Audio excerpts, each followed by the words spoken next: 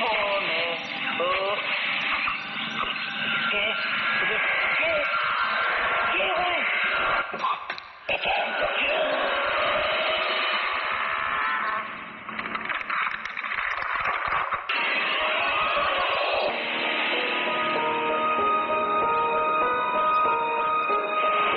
সময় এক্স্যাক্টলি সকাল, আবারও সকাল বলছি, রাত 11টা বেজে 59 আর একটু পরে একটা দিন, নতুন একটা দিন চলে আসবে। আর প্রতিদিনের মতো আজকেও রাতটাকে আবার সরাসরি সকাল বানিয়ে দিয়েছি। যাই হোক, আমি রিসেন্টলি এই মাত্র ঢাকায় ফিরে এসেছি 3 দিন আগে। গত ভূত এফএম পরে আমি গিয়েছিলাম বান্দরবানে, এবং বান্দরবানে ওইখানে গিয়ে এক ভদ্রলোকের গল্প শুনেছিলাম, ঘটনা শুনেছিলাম। সেই ঘটনাটা আমার খুব শেয়ার করতে ইচ্ছা করছে।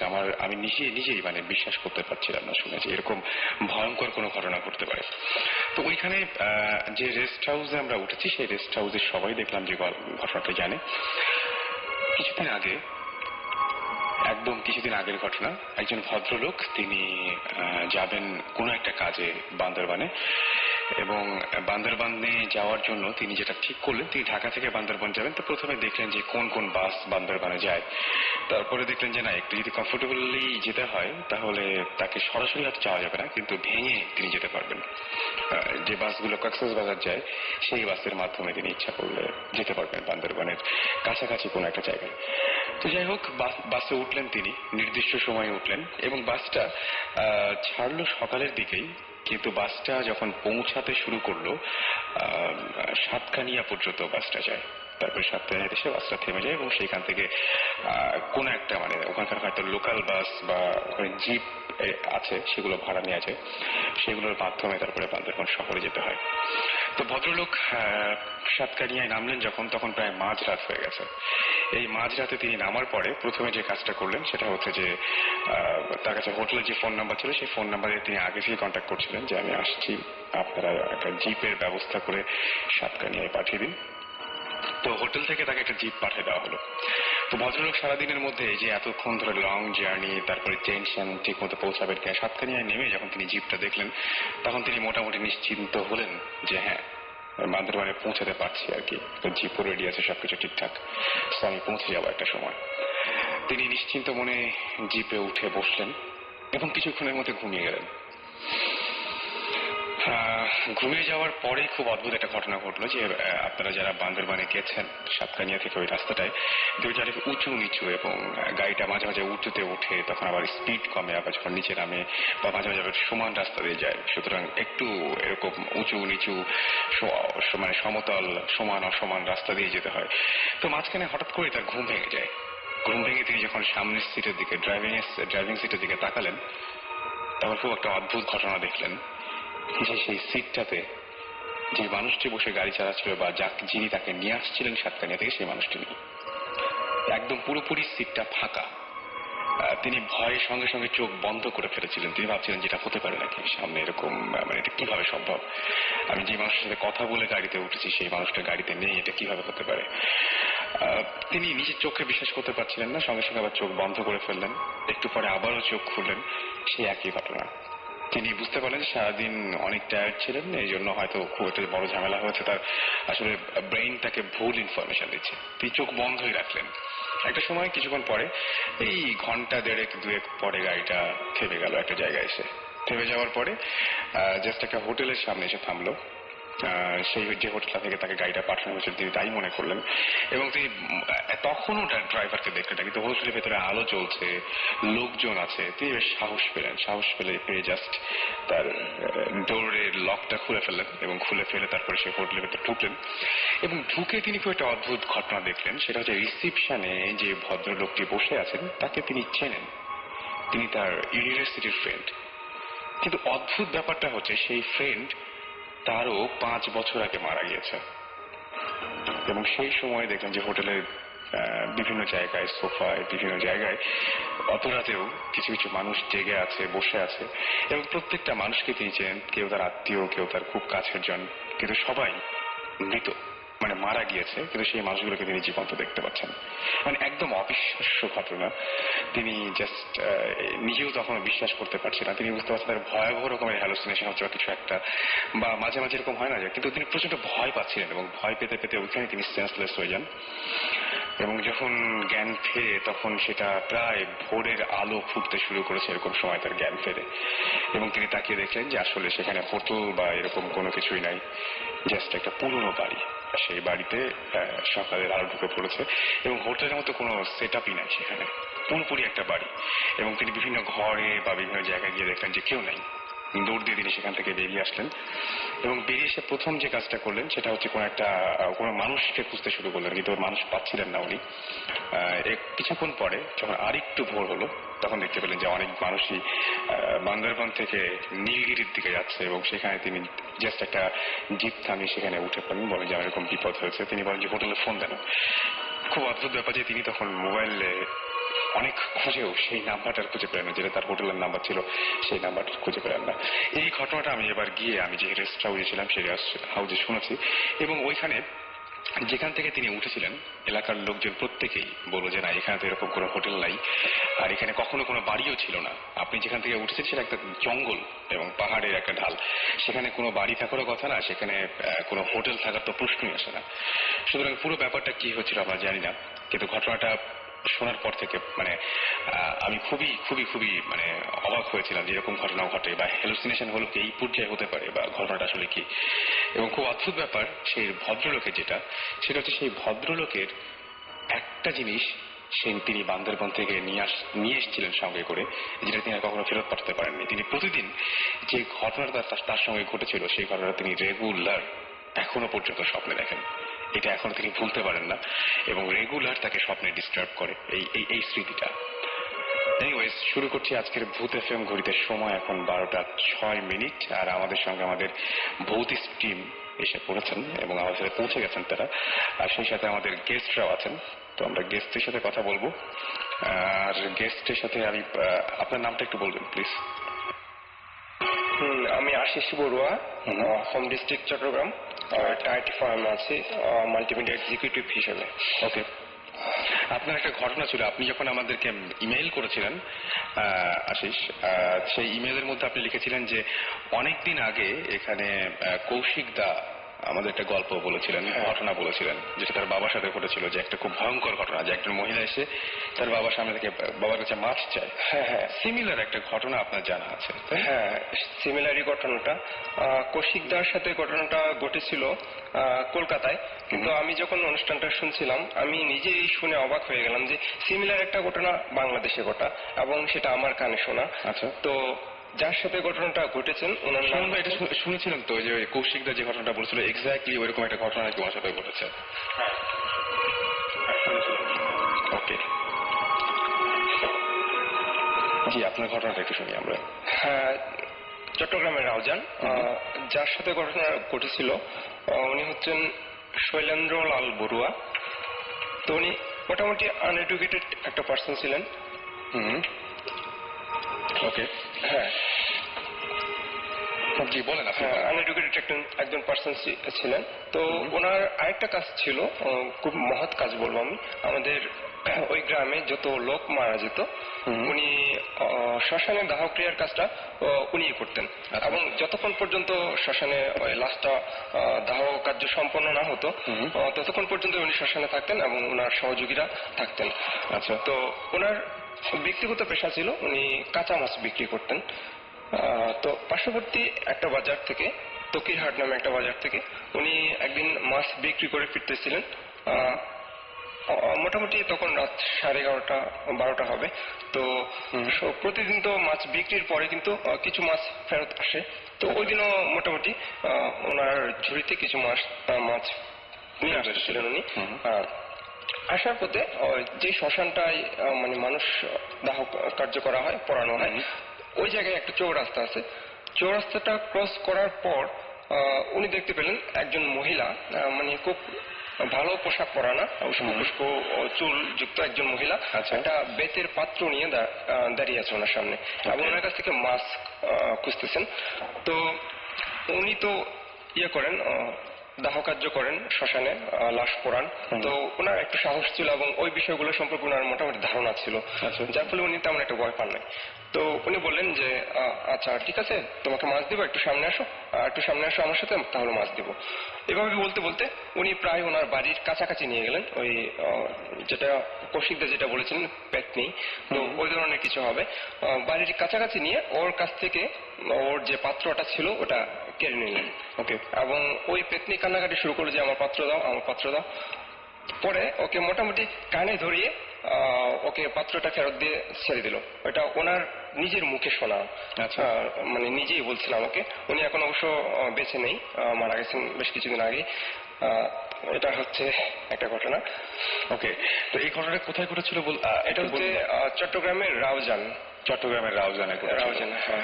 আমরা সিমিলার একটা ঘটনা শুনেছিলাম, তাই না সুমন ভাই? রাইট, কৌশিকদের কাছ থেকে। কৌশিকদের কাছ থেকে। সুমন ভাই, এই যে ওর কাছে আরো কিছু ঘটনা আছে, আমরা কি সেই ঘটনা শুনবো নাকি মাঝখানে অন্য কিছু একটা? আমরা অ্যাকচুয়ালি গেস্টের গল্পগুলো আগে শুনি, তারপরে আমরা। ওকে, আচ্ছা, আপনার একটা ঘটনা আছে, আর একটা ঘটনা বললেন, সেটা হচ্ছে একটু আগের, বেশ আগের, তাই না? 75-এর দিকে একটা ঘটনা, 1975 সালের দিকে। এর ফাঁকে আমি বলি যে চলছে ভূত এফএম, শুনছেন সবসময় রেডিও ফুর্তির সাথে আছি রাসেল, এবং আমাদের সাথে ভৌত স্ট্রিমের সুমন ভাই, সাকিব ভাই আছেন, এবং আমাদের দুজন গেস্ট রয়েছেন। আমরা সবার কথাই শুনবো এবং আপনাদের কথা কিন্তু শুনতে চাই। যেমন আমরা বেশ অনেকগুলো ইমেল পেয়েছি গত সপ্তাহে। এর মাঝখানে আমাদেরকে আমি দেখতে পাচ্ছি যে আমাদেরকে অনেকে SMS এর মাধ্যমে জানিয়েছেন তাদের বিভিন্ন অনুভূতির কথা।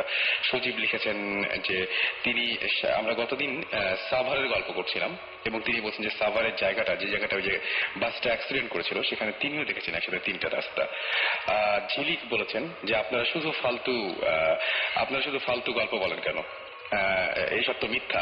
আসলে সত্যি মিথ্যা, এটা আমার মনে হয় সাকিব ভাইকে আমি কিছু একটা বলতে বলবো, সাকিব ভাই একটু ভালো হয় বললে। এটা পুরো পয়েন্ট অফ ভিউর ব্যাপার।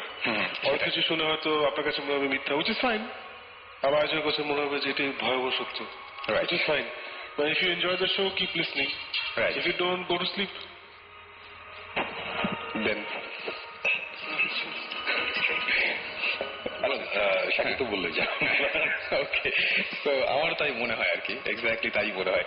আচ্ছা, আমরা আরো কিছু SMS আছে আমাদেরকে। সরোজ বলেছেন যে আমি গ্রামে একদিন অমাবস্যার রাতে উঠে বসে গল্প বলছিলাম, সাডেনলি আমার সামনে দিয়ে একটা বড় থাম্বা সমান ছায়া যায়, তবে এখানে কোনো আলো ছিল না। বুঝতেই পারছি যে এরকম একটা গল্প আজকে আমরা শুনবো, এরকম একটা ঘটনা। ইনফ্যাক্ট আমাদের যে গেস্ট রয়েছেন তারা একজন আমাদেরকে বলবেন। আর আমাদেরকে এছাড়াও SMS করেছেন জাইশা, এবং তিনি বলছেন আমি সব সময় একটা মেয়ে দেখতে পাই, এবং আর কেউ দেখতে পায় না, কিন্তু তিনি দেখতে পান যে মেয়েটা ছাদ থেকে লাফিয়ে পড়ছে। আমার মনে হয় যে অন্য কেউ যদি দেখতে না পায় তাহলে সেখানে যথেষ্ট সন্দেহের অবকাশ রয়েছে।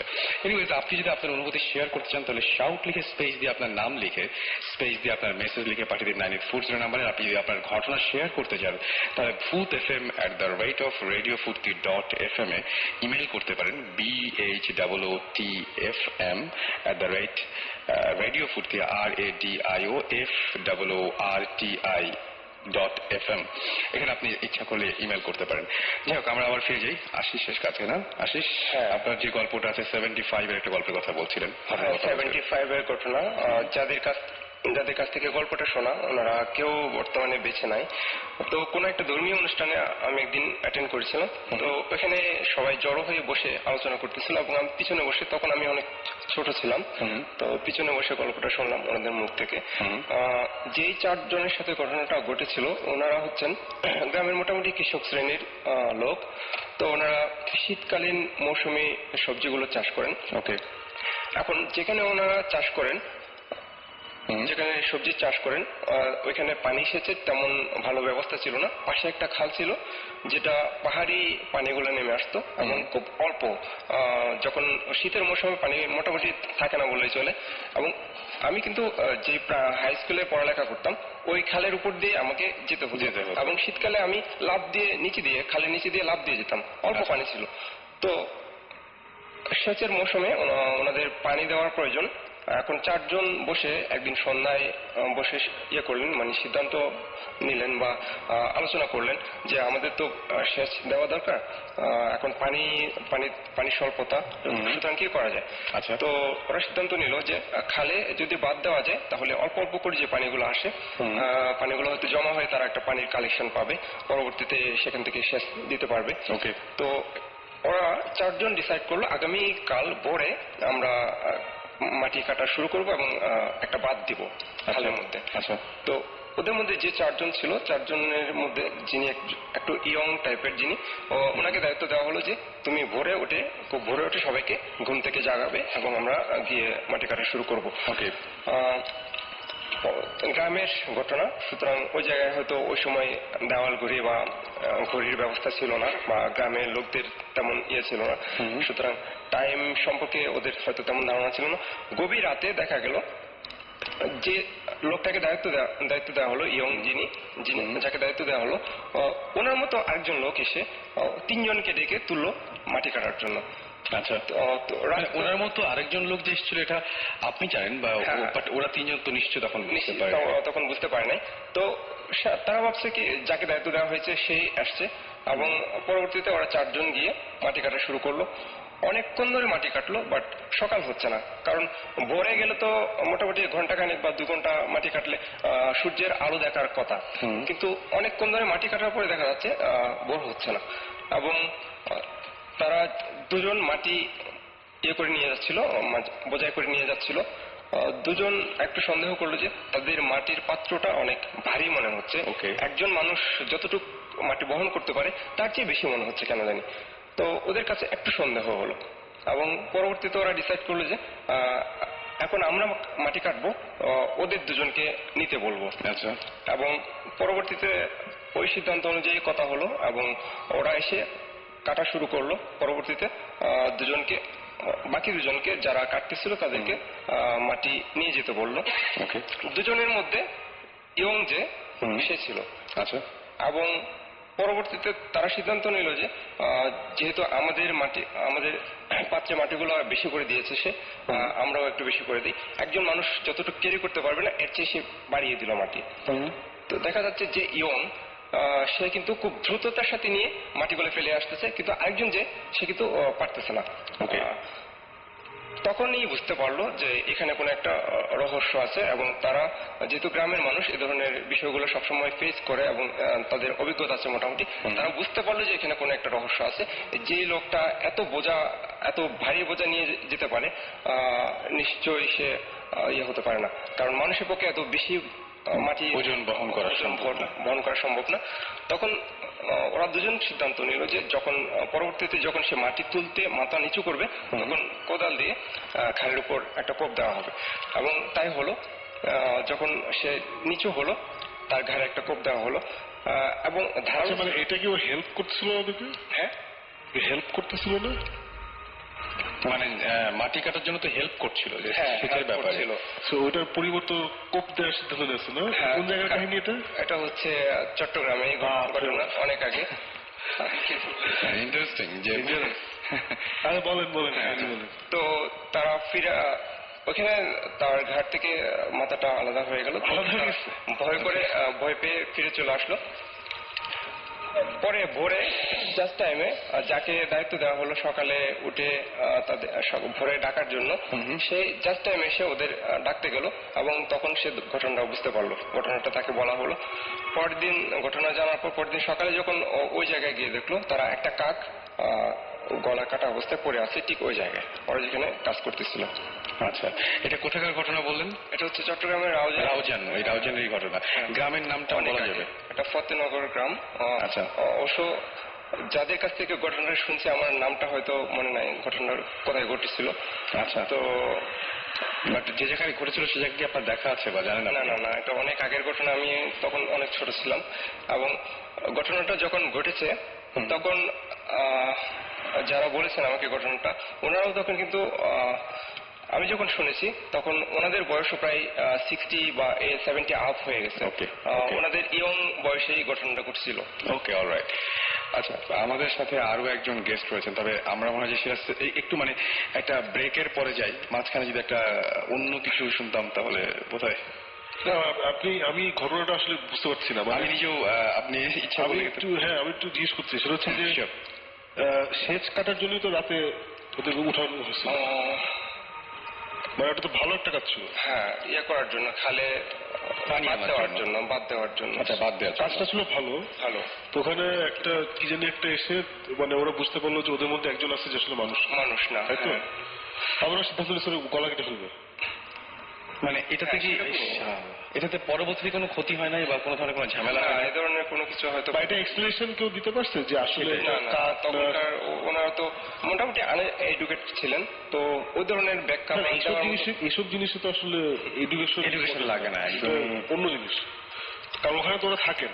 হ্যাঁ, ওটার ব্যাখ্যা আপনার সাথে তখন অনেক ছোট ছিলাম, যার ফলে হয়তো ইয়ে করা হয়নি। ওকে, আসলে এরকম স্টোরি আসলে আমি তো অনেক শুনছি। হ্যাঁ, অনেক শুনছি। আমরা একটা জিনিস হচ্ছে কি যে আমি দেখেছি যে জায়গায় মানে যে জায়গায় হয়তো এরকম সেচের কাজ নাই, হয়তো মাছের কাজ আছে, সে জায়গায় মাছ মারতে ডেকে নিয়ে যায়, এরকম ঘটনা কিন্তু হয় যে পরিচিত একজন এসে ডেকে নিয়ে চলে এটা হয়। কিন্তু এটা যে একজন যে একটু আগে যে কি এসএমএস করলো যে আমরা চাওয়া পাচ্ছি না কিনা, এটা শুনলো যে এটাই বলবে, মানে নো অফেন্স, মানে আমি কিন্তু আপনার কোনো বাট এই টাইপের কাহিনী আসলে অনেকদিন আগের ঘটনা, এগুলো ছোটবেলা আমরা সবাই শুনেছি। এবং আরেকটা জিনিস হয় কি যে আর আমরা এখানে আসলে আসি নাই যে কোন ঘটনা সত্য কোনটা মিথ্যা ওটা যাচাই করতে। আমরা এখানে আসছি just to talk about interesting জিনিসপত্র। একদম। এবং যারা বলেন তারা কিন্তু এক্সপেরিয়েন্স করেন বলেই বলেন। আর ব্যাপারটা হচ্ছে যে এইটাতে এখন আসলে ব্যাপারটা হচ্ছে যারা শোনেন তারা সবসময় যত যেমনই হন না কেন শেষ পর্যন্ত কিন্তু শুনে খুব বিজ্ঞের মতো বলেন কি না, ঘটনাটা বোধহয় আসলে ঠিক মানে বুঝতেই পারছেন। সেটাই আমারও তাই মনে হয়। তবে ব্রেকে যাবো নাকি আরেকটা সুমন ভাই কিছু একটা শুনবো নাকি এখন আপাতত, মানে ছোটখাটো একটা রিসেন্ট কোন একটা এভরিডে আমার একটা নতুন করে ঘটনা সেরকম কিছু না, একটা শুনে আমরা ব্রেকে যাই, একটা ছোট্ট একটা ছবি। ওকে, একটা ছোট্ট একটা ঘটনা বলি। ঘটনাটা হচ্ছে এটা অ্যাকচুয়ালি আমাদের ভৌতিস্টের টিমেরই একটা কেস, এটা নিয়ে আমরা কাজ করছি, এটা এখনো অন দ্য প্রসেস, এখনো আমাদের ইনভেস্টিগেশন শুরু হয়নি। বাট আমরা যে ছোট একটা গল্প শুনেছি যে একটা অবশ্যই ঢাকার বাইরে মফস্বল টাউন একটা বাসা আছে, বাসাটা এখন খালি, এবং এই বাসাটার একটা কাহিনী আছে। কাহিনীটা হচ্ছে যে এই বাসার স্পেসিফিক একটা রুম, জাস্ট একটা রুম আছে, যেই রুমটাতে রাত কয়টা 1:24 না কটার সময় জানি 1:30টার দিকে, মানে একটা স্পেসিফিক টাইম আছে, একটার একটু বেশি। হ্যাঁ, মানে এক একজন এক এক কথা বলে, কয়েকজনের সাথে কথা হয়েছে, কেউ বললো 1:24, কেউ 35, কেউ 1:15 এরকম বলে। ওই টাইমে ওই একটা স্পেসিফিক রুমে বেশ অনেক ধরনের আওয়াজ শোনা যায়। আচ্ছা, অনেক ধরনের। এবং আমরা এই নিউজটা অ্যাকচুয়ালি পেয়েছিলাম, তারপরে আমরা একটু ঘাটাঘাটি করার পর শুনলাম যে এখন ওই বাসাটায় কেউ থাকে না, বাট এর আগে যারা ছিল ভাড়াটে যারা ছিল ওদের সাথে আমরা কথা বলেছি, ওরাও বলেছিল যে ওই রুমটাতে আমরা কেউ থাকতে পারতাম না, ওই রুমটাতে অনেক মানে এমনিও কেউ গিয়ে যদি শুয়ে থাকে বা ঘুমিয়ে থাকে মনে হয় যে রুমের আশেপাশে মানুষজন আছে, এই টাইপের কেউ জানি আছে, এরকম মানে ভয় লাগতো আর কি সবার। আচ্ছা, তারপর ওই স্পেসিফিক টাইমটার সময় ওই রুমটা অ্যাকচুয়ালি ঠিক মানে গেস্ট রুম টাইপের, মানে বুঝতে বেডরুমও ছিল না, এভরি নাইটে কেউ থাকতো না। সো ওই রুম থেকে অনেক ধরনের আওয়াজ আসতো। তারপরে ওদের অনেক প্রবলেম হয়েছে, ওরা ওই বাসা ছেড়ে দিয়েছে। এখন এই বাসাটার ঘটনা হচ্ছে বাসাটা পুরো খালি, কেউ থাকে না, বাট ওই স্পেসিফিক ওই রুমটা এখনো তালা দেয়া, ওখানে স্টোর রুম হিসেবে ইউজ করছে, মানে বাসার অ্যাকচুয়াল মালিক যিনি উনি ওনার কিছু ওই জাঙ্ক টাইপের জিনিসপত্র ওখানে রাখে। এবং ওখান থেকে এখনো নাকি রাতে মানে গার্ডটাররা বলে যে মাঝে মধ্যে নাকি ভয়ঙ্কর আওয়াজ পাওয়া যায়, যে মানে তুলকালাম কাণ্ড হচ্ছে ওই রুমের মধ্যে, মানে ভাঙচুর টাইপের আওয়াজ এখনো আসে। সো অ্যাকচুয়ালি আমরা এটা ঘাটাতে ঘাটাতে আরো পাস্টের কিছু ইন্টারেস্টিং খবর পেয়েছি যে এই রুমে কে ছিল। আমরা খবর পেয়েছি এক ভদ্রলোক ওখানে মারা গিয়েছিল, সুইসাইড করেছিল এই টাইপের, কেউ বলে যে সুইসাইড, কেউ বলে হার্ট অ্যাটাক হয়েছে, এই টাইপের কথা বলে। এটা নাকি অনেক আগে হয়েছিল এবং তারপর থেকে এই রুমে এই জিনিসগুলো হয়। আমরাও এখন এটা এখনো ইনভেস্টিগেট করছি, এখন আমরা জানি না অ্যাকচুয়ালি কোন একটা জায়গার খবর পেলে আমরা ফার্স্টে খোঁজ খবর নেই যে অ্যাকচুয়ালি এখানে কি হচ্ছে না হচ্ছে, ডেভিডদের সাথে কথা বলি, যারা ছিল তাদের সাথে কথা বলি, এখনো ওই পর্যায়ে আছে। ইন্টারেস্টিং কিছু স্টোরি আমরা শুনতে পাচ্ছি, কন্ট্রোভার্সিয়াল অনেক স্টোরি শুনতে পাচ্ছি। সো এখন এটা অন দ্য প্রসেস। এটা করার পরে আমরা মোটামুটি একটা পারমিশন বের করেছি ওইখানে থাকার। ওকে, তো হোপফুলি আমরা নেক্সট উইকে ভূত এফএম এ থাকতে পারবো না, কজ হোপফুলি আমরা ওইখানে থাকি। কিন্তু ওই সাউন্ড গুলোর কিছু কিছু নিশ্চয়ই যদি মানে ওইরকম কিছু ঘটে থাকে তাহলে আমরা সাউন্ড গুলো শোনাতে পারবো নিশ্চয়ই। হ্যাঁ, যেটাই হোক মানে আমরা সো নেক্সট উইকে যদি আমাদের সবকিছু ঠিকঠাক থাকে তাহলে নেক্সট উইকে মোস্ট প্রবলি আমরা ওখানেই থাকবো তখন। মানে ভূত এফএম এ না থাকলেও ভূত এফএম এর সঙ্গে থাকবেন আর কি, কারণ ওইখানে আমরা হয়তো কানেক্ট করে আমরা হয়তো হয়তো বা তখন আমরা ফোনে একটা কনভারসেশন করতে পারি। সেটাই মানে এটা খুবই আমার কাছে এখনই খুবই এক্সাইটিং লাগছে। দেখা যাক কি হয়। এটি হচ্ছে ছোট ঘটনা, পরে আমরা অন্য গল্পে যাবো। আপাতত ওকে, তাহলে আমরা আপাতত একটা ব্রেকে যাই। আর ইন দ্য মিন টাইম আপনারা আমাদের SMS করতে পারেন। তার আগে বলি যে আমাদেরকে SMS করেছেন ইমরান, SMS করেছেন নীল, SMS করেছেন এছাড়াও আমাদেরকে গত সপ্তাহে SMS কিন্তু আমি আজকে শো শুরু করার সময় পড়েছি। গত সপ্তাহে ইমেলও পড়বো, একটু পরে যখন ফিরে আসবো তখন ইমেলও পড়বো। আর আপনারা যদি SMS করতে চান তাহলে যেটা করতে হবে, শাউট লিখে স্পেস দিয়ে আপনার নাম লিখে স্পেস দিয়ে আপনার মেসেজ লিখে পাঠিয়ে দিতে হবে 9840 নাম্বারে, অথবা আপনি ইমেল করতে পারেন।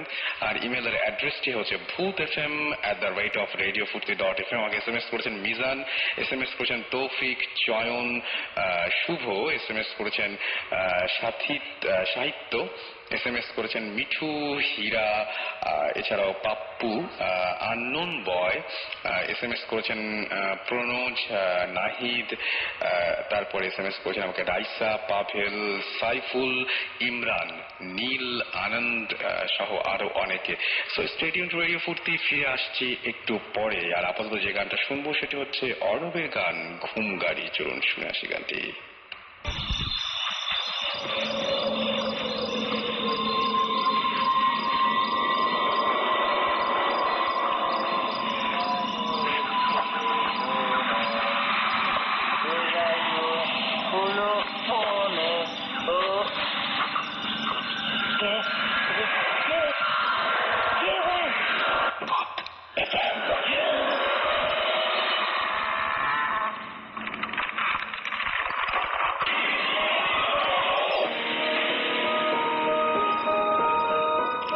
শুনছেন সবসময় রেডিও ফুর্তি, চলছে ভূত এফএম, সাথে আছি রাসেল এবং আমার সাথে রয়েছেন ভূত স্টিমের সুমন ভাই, রয়েছেন সাকিব ভাই এবং জিবরান ভাই।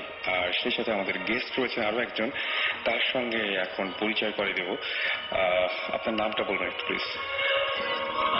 আমার নাম তারেক, বাই প্রফেশন একজন সফটওয়্যার ইঞ্জিনিয়ার। তো ভূত এফএমে আসার উদ্দেশ্য আসলে ওই ধরনের কোনো স্ক্যারি কিছু না। ফার্স্ট থিং হচ্ছে যে আমি নিজেও জানতাম না যে এটা টাইপের একটা অনুষ্ঠান হয়, যে 2 দিন শোনা। আর মাঝে মাঝে সুমন ভাইকে ফেসবুকে স্ট্যাটাস আপডেট করতে দেখতাম যে আই এম রেডিও 40। তো এই কারণে হঠাৎ করে একদিন লাস্ট ফ্রাইডে আগের ফ্রাইডেতে আমি দেখলাম, তো ভাবলাম যে সুমন ভাই আছে রেডিও 40-তে, অন করে কি। তো তখন জাস্ট জিনিসটা আসছে, ভৌতিক জিনিসটা আমি জানছি, আর এই ধরনের জিনিসগুলো আসছে আর কি। এনিওয়েজ, এটা ডিফারেন্ট স্টোরি। তো আমরা তো গল্প আমরা আপনার ঘটনা শুনবই, তবে তার আগে একটা কিছু কথা বলতে চাই। রাব্বি আমাদের SMS করেছেন, রাব্বি SMS করে বলছেন যে ভূত এফএম নাইস, আমি অলমোস্ট 6 এপিসোড শুনেছি, ভয় লাগে বাট মজাও লাগে, এক কথায় ভূত এফএম রক্স। আমাদের সৌরভ সিলেট থেকে SMS করে বলেছেন যে হ্যাঁ সাকিব ভাই মিস করেছে, আরেকবার বলুন। We love you, Rabbi.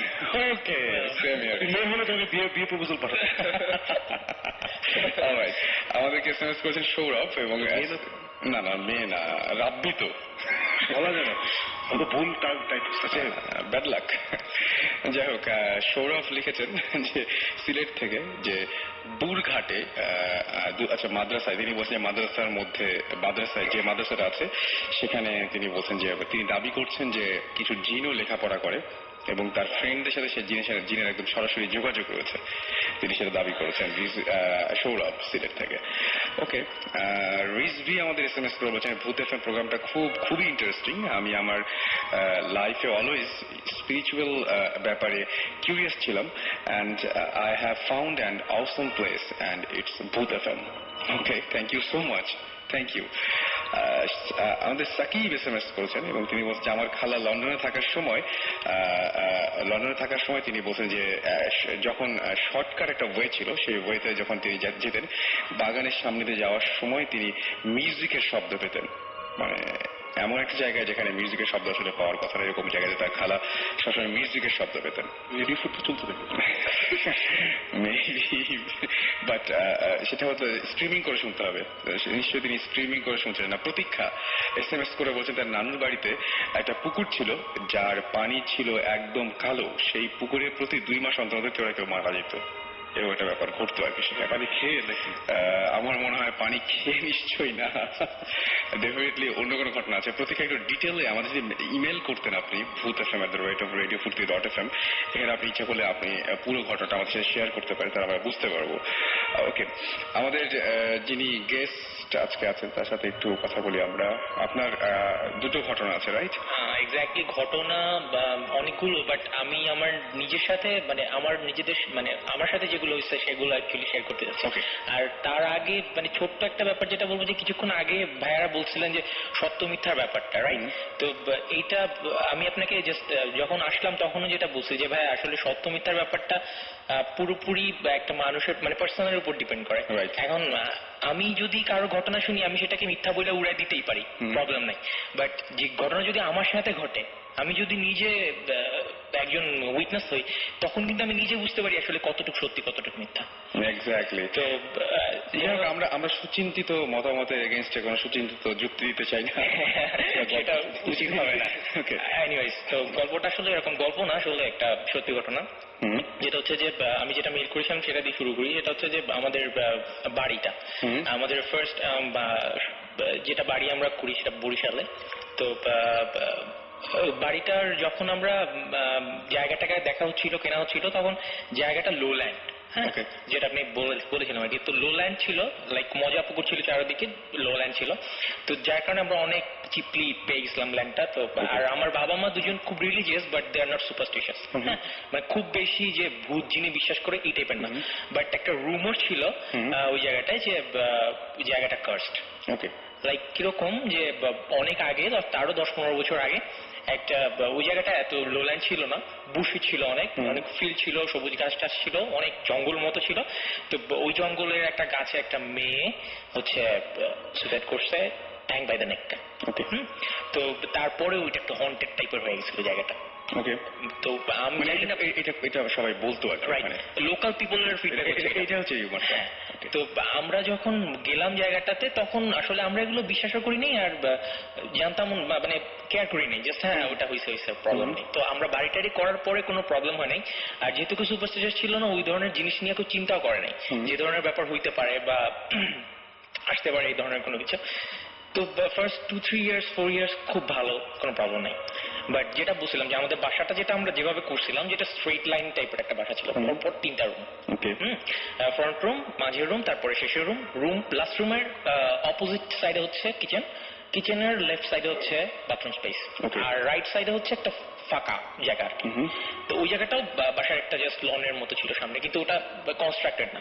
ওকে, তো এক্স্যাক্টলি মানে যেটা মানে আমাদের পজিশন ওয়াইজ এবং বিল্ডাররা যখন বাড়িটা করছেন, বিল্ডাররা হচ্ছে লোকাল বিল্ডার ছিলেন, এবং বিল্ডাররা যখন বাড়িটা করছেন তখন তারা বলছিলেন যে ওই জায়গাটা কিছু না করতে, মানে যে কোন জায়গাটা, যেটা ফাঁকা ছিল, জায়গাটা ফাঁকা ছিল, রাইট, মানে কিচেনের পাশে যে জায়গাটা ছিল। তো অ্যাকচুয়ালি আমাদেরও বাজেট একটু টাইট ছিল, যার কারণে আমরা ওদিকে হাতটা দিইনি। কিন্তু যখন ওইখানে একটা রুম তৈরি করার কথা হচ্ছে, বাবা চাচ্ছেন যে ওখানে একটা রুম করবে, ওই যখন প্ল্যাম্বাররা কাজ করছে, খোদাই হচ্ছে, পিলার্স হচ্ছে, ইনসিডেন্ট গুলো তখনই আস্তে আস্তে শুরু হলো।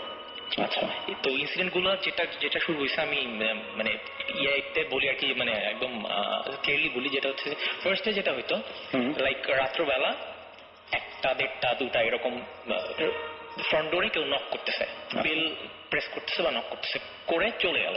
তো ফার্স্টে আমরা ভাবছিলাম যে না, এটা কোনো দুষ্ট ছেলেবেলার কাজ এটা, কিন্তু এত রাতে কে নক করবে। তো প্রতিবারই আমরা যখন নক শুনতাম, দরজা খুলে দেখতাম কেউ নাই। ওকে, বাট এটা নিশ্চয়ই ওরকম সুইফটলি হইতো না। তো এক রাতে আমরা চিন্তা করলাম কি যে না, আজকে দেখি কি হয়, বা এটা খুব ফ্রিকোয়েন্ট, প্রথম দিকে খুব ফ্রিকোয়েন্ট হইতো না, পরে খুবই ফ্রিকোয়েন্টলি হওয়া শুরু করছে। তো যখন শুরু করছে, মানে ফ্রিকোয়েন্টলি শুরু হয়েছে, তখন জিনিসটা আসলে মানে একটু আমরা সবাই মানে অ্যানোয়িং হয়ে মানে ছিলাম আগে থেকেই, বাট কি হয়েছে, এটা কি হইতেছে, এই ধরনের একটা ব্যাপার। তো এনিওয়েজ, তো তখন আমরা ডিসাইড করলাম, মানে বেসিক্যালি আমি ছিলাম আর আমার ভাইয়া ছিল, তো ডিসাইড করলাম যে আজকে রাতে দেখবো আমরা কি অবস্থা। ওকে, সো আমরা আমাদের ওই জাস্ট ফ্রন্ট ডোরের পাশে একটা জানলা ছিল, ওটা খুললে ফ্রন্ট ডোরটা দেখা যেত, মানে ফ্রন্ট ডোরের সামনে কি আসছে না আসছে আমরা ওটা থেকে দেখতে পারতাম। তা আমরা মোটামুটি জানালাটা চাপায় রাখছি যে যদি কোনো দুষ্ট ছেলে হয় আমরা খুলে সাথে সাথে ওকে দেখতে পারবো। তো জানালাটা চাপায় রেখে আমরা বসে আছি কি হয় দেখি। তো বসে থাকতে থাকতে অনেক রাত হয়ে গেছে, তখন 1টা-1:30 অনেক রাত হয়ে গেছে। তো আমরা একটু স্বাভাবিকভাবে, তখন ছোট আমি অনেক জীবনী আসছে, রাইট। তো হঠাৎ করে শব্দ দরজাতে, তো মানে খুব হ্যাভি প্রেশার দিচ্ছে, কেউ যেন নক করছে, তো বেল রিং হচ্ছে তার সাথে একই সাথে। তা আমরা যখন সাউন্ডটা পেলাম, পেয়ে আমরা জাস্ট ঝিমনি থেকে উঠে গেছি। একারা নিশ্চয়ই, মানে সেখানে আমার ভাইয়া ছিল এবং ওর দুজনই জিনিসটা উইটনেস, আমরা দুজনই দেখছি। জাস্ট জানালাটা খোলার পরেই দরজা মানে শব্দটা থেমে গেল এবং ওখানে কেউ নাই, মানে একদম নাথিং, নোবডি ওয়াজ দেয়ার। হ্যাঁ, মানে জিনিসটা আমি জানি না, মানে আমার মানে তখন ওই জায়গায় থেকে আমরা প্রচন্ড মানে ওইখানে শেষ এই টাইপের একটা ব্যাপার ছিল, হয়ে গেছিল আর কি। তখন তো আমি অনেক ছোট, আমি তো কিছু বুঝতাম না, এত এক্সপ্লেনেশন বা এত কিছু আসতো না মাথায়। এটা ছিল একটা ব্যাপার। এবং এর সাথে সাথে যেটা শুরু হয়েছে, ছাদের উপরে প্রচন্ড শব্দ। প্রচন্ড শব্দ মিনস ওই বাসাটার ছাদে এবং ওই জায়গাটাতে, এক্স্যাক্টলি ওই বাসাটাতে এবং ওই জায়গাটাতেই রাইট। আচ্ছা, আমাদের বাসাতে মুভ করে না, মানে স্পেসিফিক কোনো জায়গায় নাকি? না, আমাদের ছাদে, বাসার ছাদে, ছাদটা একটাই ছিল। এগুলো শুরু হয়েছে যখন আপনার ওই রুমটা হবে, রাইট, এক্স্যাক্টলি। তো তারপরে মানে আওয়াজগুলো পাচ্ছিলাম, মানে লাইক দাপাচ্ছে কেউ ছাদের উপরে উঠে, আবার গান করতেছে, মানে লাইক এরকম গ্লিটারিং আওয়াজে হা হা হি করলে যেটা শব্দ হয় সেম। তো হাসতেছে কেউ, কখনো আবার চিল্লাচিল্লি করতেছে, এই টাইপের। তো এরকম না যে খুব, আমাদের সিঁড়িটা ছিল আবার কলসিয়াল গেটের ভিতর দিয়ে আটকানো, যে কেউ যদি দুষ্ট ছেলে টেলে সিঁড়ি দিয়ে উঠে যে ই করবে তা না। আবার বাসাটা খুব হাইও ছিল না যে কেউ বেয়ে উঠতে পারে, বাসায় যে পাইপ ছিল কেউ বেয়ে উঠতে পারে। তো আমরা ওরকম প্রথমে গা করিনি, কিন্তু রেগুলার হওয়ার পরে জিনিসটা আসলে ওই পর্যায়ে থাকে নাই, চিন্তা হয়। হ্যাঁ, সেটাই তো। তাও আমরা এই জিনিসগুলো ইগনোর করা যায়, ইগনোর করে থাকা যায়, বা একটা পর্যায় পর্যন্ত টলারেবল। কিন্তু এর পরে যে ব্যাপারটা হয়েছে সেটা সবচেয়ে বেশি ইন্টারেস্টিং।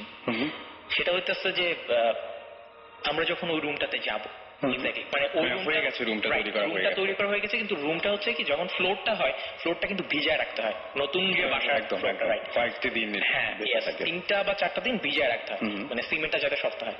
তো ওইটা রুমটা জাস্ট ভিজানো ছিল ফ্লোরটা, আর রুমের ফ্রন্ট ডোরটা ছিল জাস্ট কিচেনের পাশেই তো রুমটা হয়েছে। সো কিচেনের রাইট সাইডের রুমটা ছিল, আর কিচেনের ডোর আর ওই রুমের ডোরটা একদম কাছাকাছি। আচ্ছা আচ্ছা। আর কিচেনের অপোজিটে একটা রুম, যেটা আগেও ছিল কি 3টা রুমের জাস্ট লাস্ট রুমটা, আর এই সাইডে হচ্ছে বাথরুম স্পেস। তো একদিন সন্ধ্যাবেলা, মানে যেদিন আমরা উঠবো করতেছি 2 দিন পরে আর কি, মানে 2 দিন পরে আমরা উঠবো, সে 2 দিন আগের ঘটনা। আমরা বসে আছি ওই রুমটাতে সন্ধ্যাবেলা, জাস্ট 7টা সাড়ে 7টা বাজে, আমার এখনো মনে আছে জিনিসটা। 7টা সাড়ে 7টা বাজে, আব্বু ছিল, সবাই ছিল, আমরা গল্প করতেছি ওই জাস্ট লাস্ট রুমটাতে বসে। তো গল্প করতেছি, জোক মারতেছি, আম্মু হচ্ছে কিচেনে।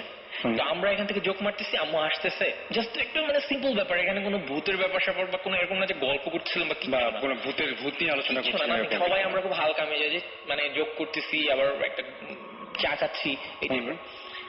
সাডেনলি মানে আমরা বসে আছি গল্প করতে, হয় না যে জোক মারতে মারতে এক সময় চুপ হয়ে গেছে, কেউ কথা বলছে না, এরকম একটা ব্যাপার। জাস্ট ওই মোমেন্টটাতে হঠাৎ করে এক জায়গায় যে সবাই থেমে আছি, আম্মু কাজ করছে, আমরাও থেমে আছি, কেউ হয়তো যার যার মতো করে busy.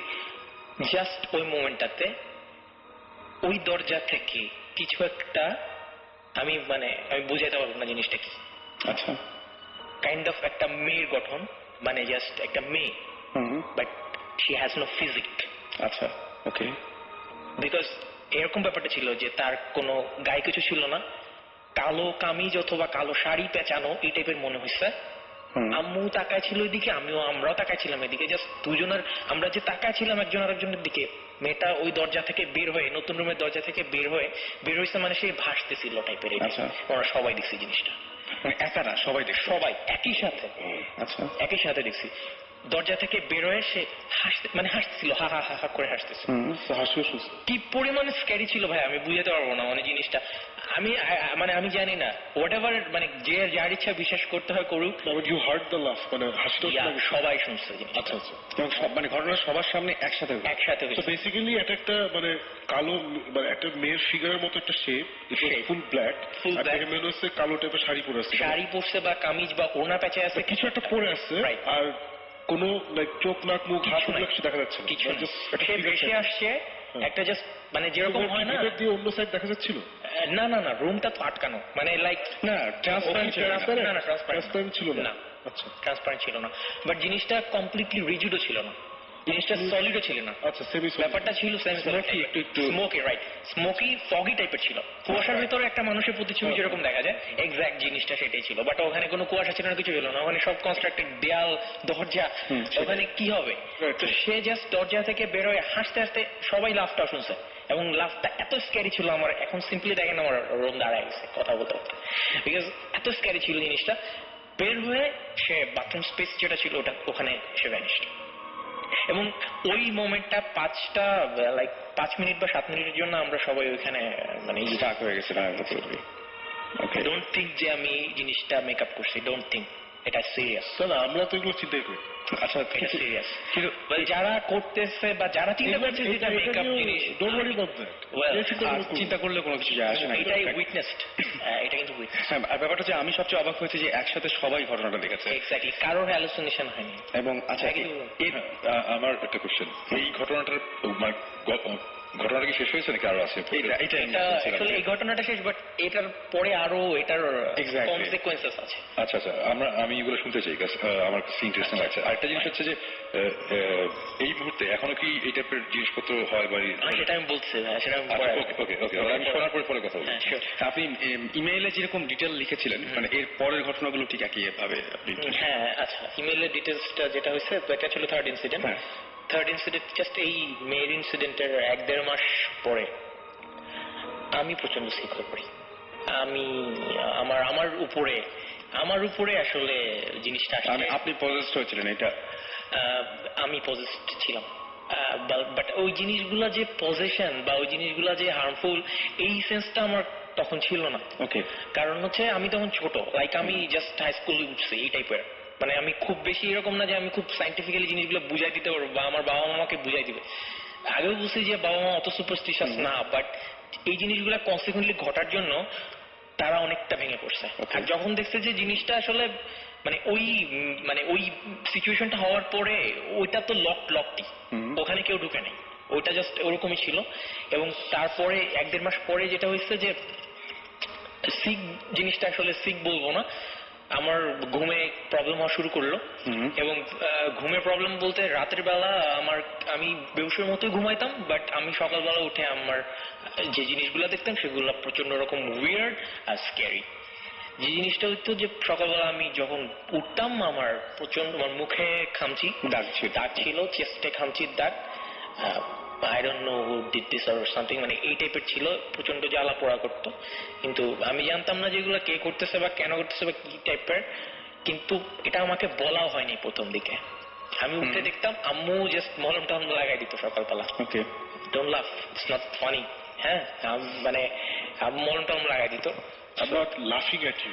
Okay. That's a surprise laugh. Okay, fine. I'm not laughing যে হা হা Okay, না আপনার যে মানে ইউরটা যে একটু ভালো হইছে এটা আমি বুঝছি এই লাভ হচ্ছে যে that's surprising but জিনিসটা কি অনেক ইন্টারেস্টিং আমি স্টাডি প্রসেস ভেরি ইন্টারেস্টিং এজন্য আসছে থ্যাঙ্কস আমি লাইক ডিফেন্সিভ হয় না তো যা ওকে আমি লাইকলি বলছি আচ্ছা আমি লাইকলি বলছি যেটা হচ্ছে ওয়েল তো প্রথম আমাকে বলা হইতো না যে কি হইছে তারপরে আম্মা বললো একদিন হঠাৎ করে সকালবেলা যে তুমি কি জানো যে তুমি কাল তোমার রাতে তুমি কি করো তুমি জানো আমি বললাম না আমি কি হয়েছে তুমি কিছু টের পাও না আমি কিছু টের পাই না ওই যে এই যে এগুলো রেগুলার হইতো না হয়তো 3-4 দিন পর পর বললো যে তোমাকে তো আমি কালকে রাত্রে এরকম দেখছি যে তুমি নিজে কাজটা করতেছো বা তুমি নিজের উপর এটা করতেছো তখন নাকি আম্মা যখন দেখছে তখন আমার মানে সেপারেট রুম ছিল ঠিক আছে বাট যখন আর কি এই জিনিসগুলো আমার সাথে হচ্ছিল তখন আম্মা একটু অ্যালার্ট হয়ে গেছে এবং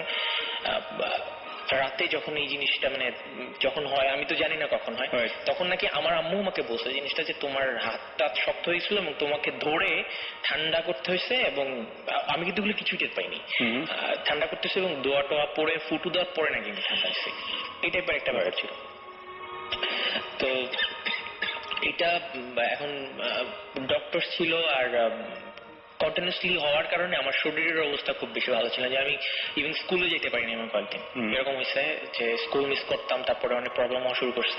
তো অ্যাট লাস্ট তো যেহেতু মানে একটু রিলিজিয়াস ব্যাপার ছিল সবার মধ্যেই, আপনার ফ্যামিলির সবাই খুবই একটু মানে ধর্মপ্রাণ বলতে আমার বাবা মা মানে রেগুলার নামাজ পড়তেছে, আমার মা খুব রিলিজিয়াস, এবং তার আরো ইভেন আমাদের যদি ইসলামিক পয়েন্ট অফ ভিউ থেকে বলি বা মুসলিম পয়েন্ট অফ ভিউ থেকে বলি, জিনটা কিন্তু হিউম্যানের সাথে কোএক্সিস্ট করে। তো এই কারণে আমার মার ওই বিশ্বাসটা ছিল যে না, সামথিং হ্যাপেন টু মাই বয়। তো ওই সেন্সে আমার আম্মু হচ্ছে একজনকে নিয়ে আসছে, হুজুর টাইপের আর কি। তো উনি কিছু তাবিজ টাবিজ দিছিল আমাকে।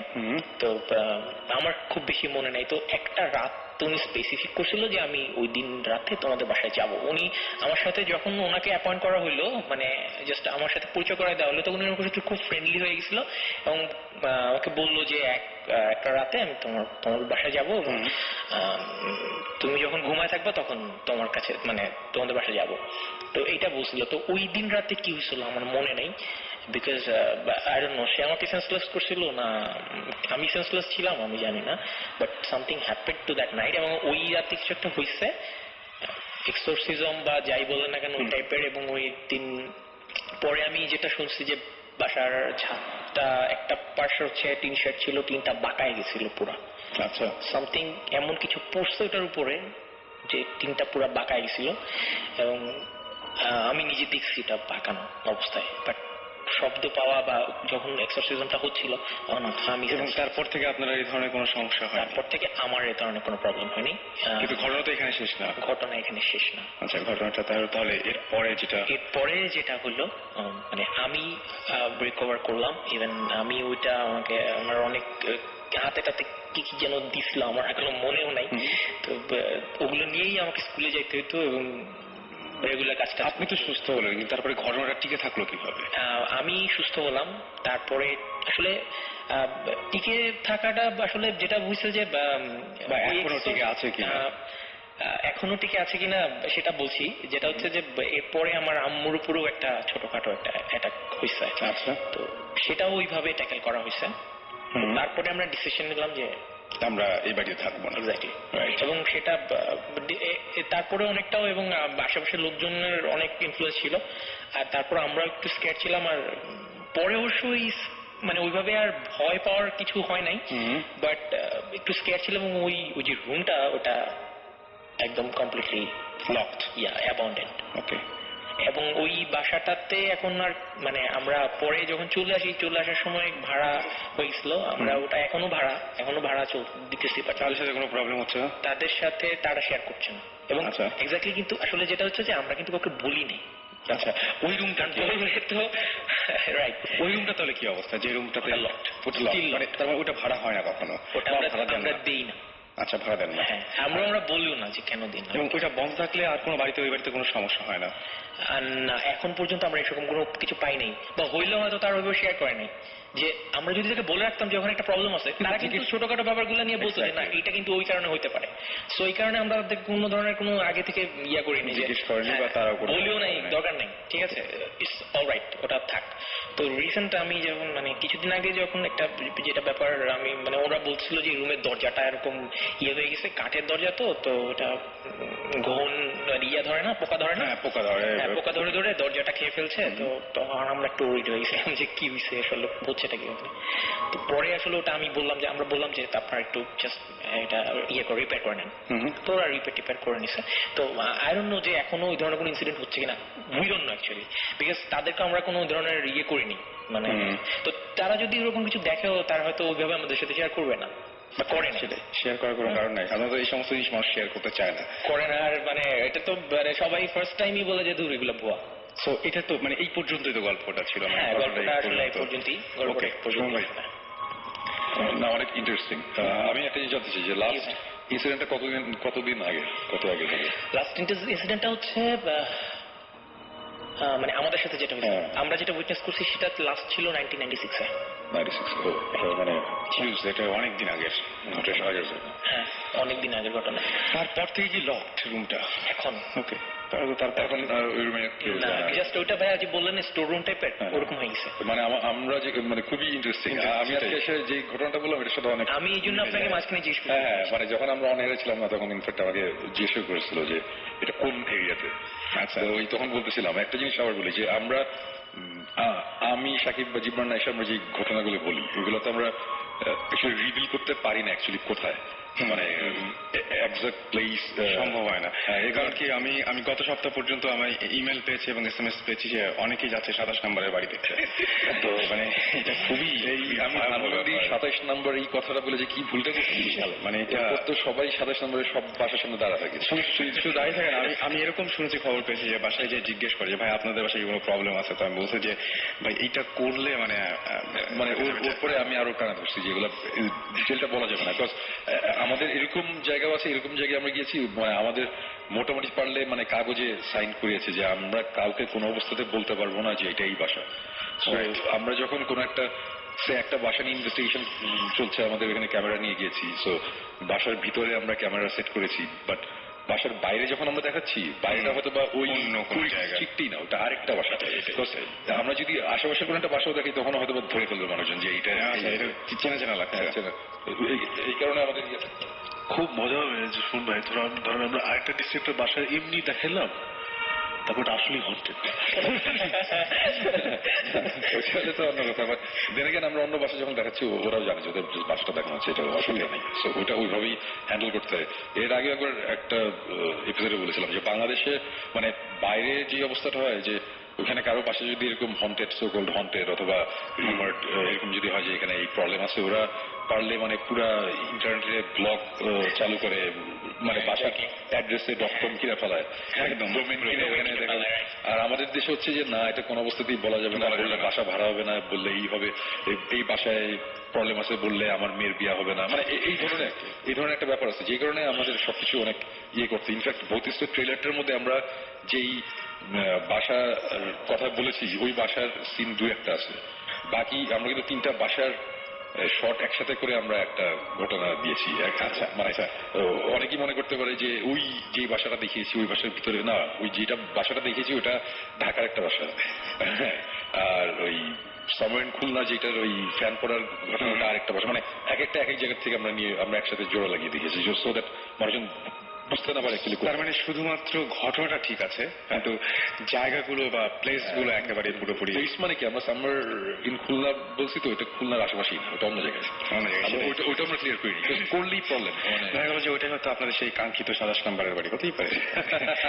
তো যাই হোক, আমরা একটু বলি যে আমাদের SMS করেছে, দেখতে পাচ্ছি ফারিহা SMS করেছেন, দীপ, শুভ, আরাফাত SMS করেছেন, কুইন অফ স্মাইল SMS করেছেন বৃষ্টি রাজশাহী থেকে, রাকিব নরসিংদী থেকে, এছাড়াও SMS করেছেন অশ্রু, SMS করেছেন ইসলাম, ওয়াসি, তারপরে ভাবনা SMS করেছেন রুবেল, শম্পা, তানভীর, রাসেল, মৌ এবং নোমান সহ আরো অনেকে। আর আপনি যদি আপনার অনুভূতি শেয়ার করতে চান তাহলে শাউট লিখে স্পেস দিয়ে আপনার নাম লিখে স্পেস দিয়ে আপনার মেসেজ লিখে পাঠিয়ে দিন 9840 নম্বরে।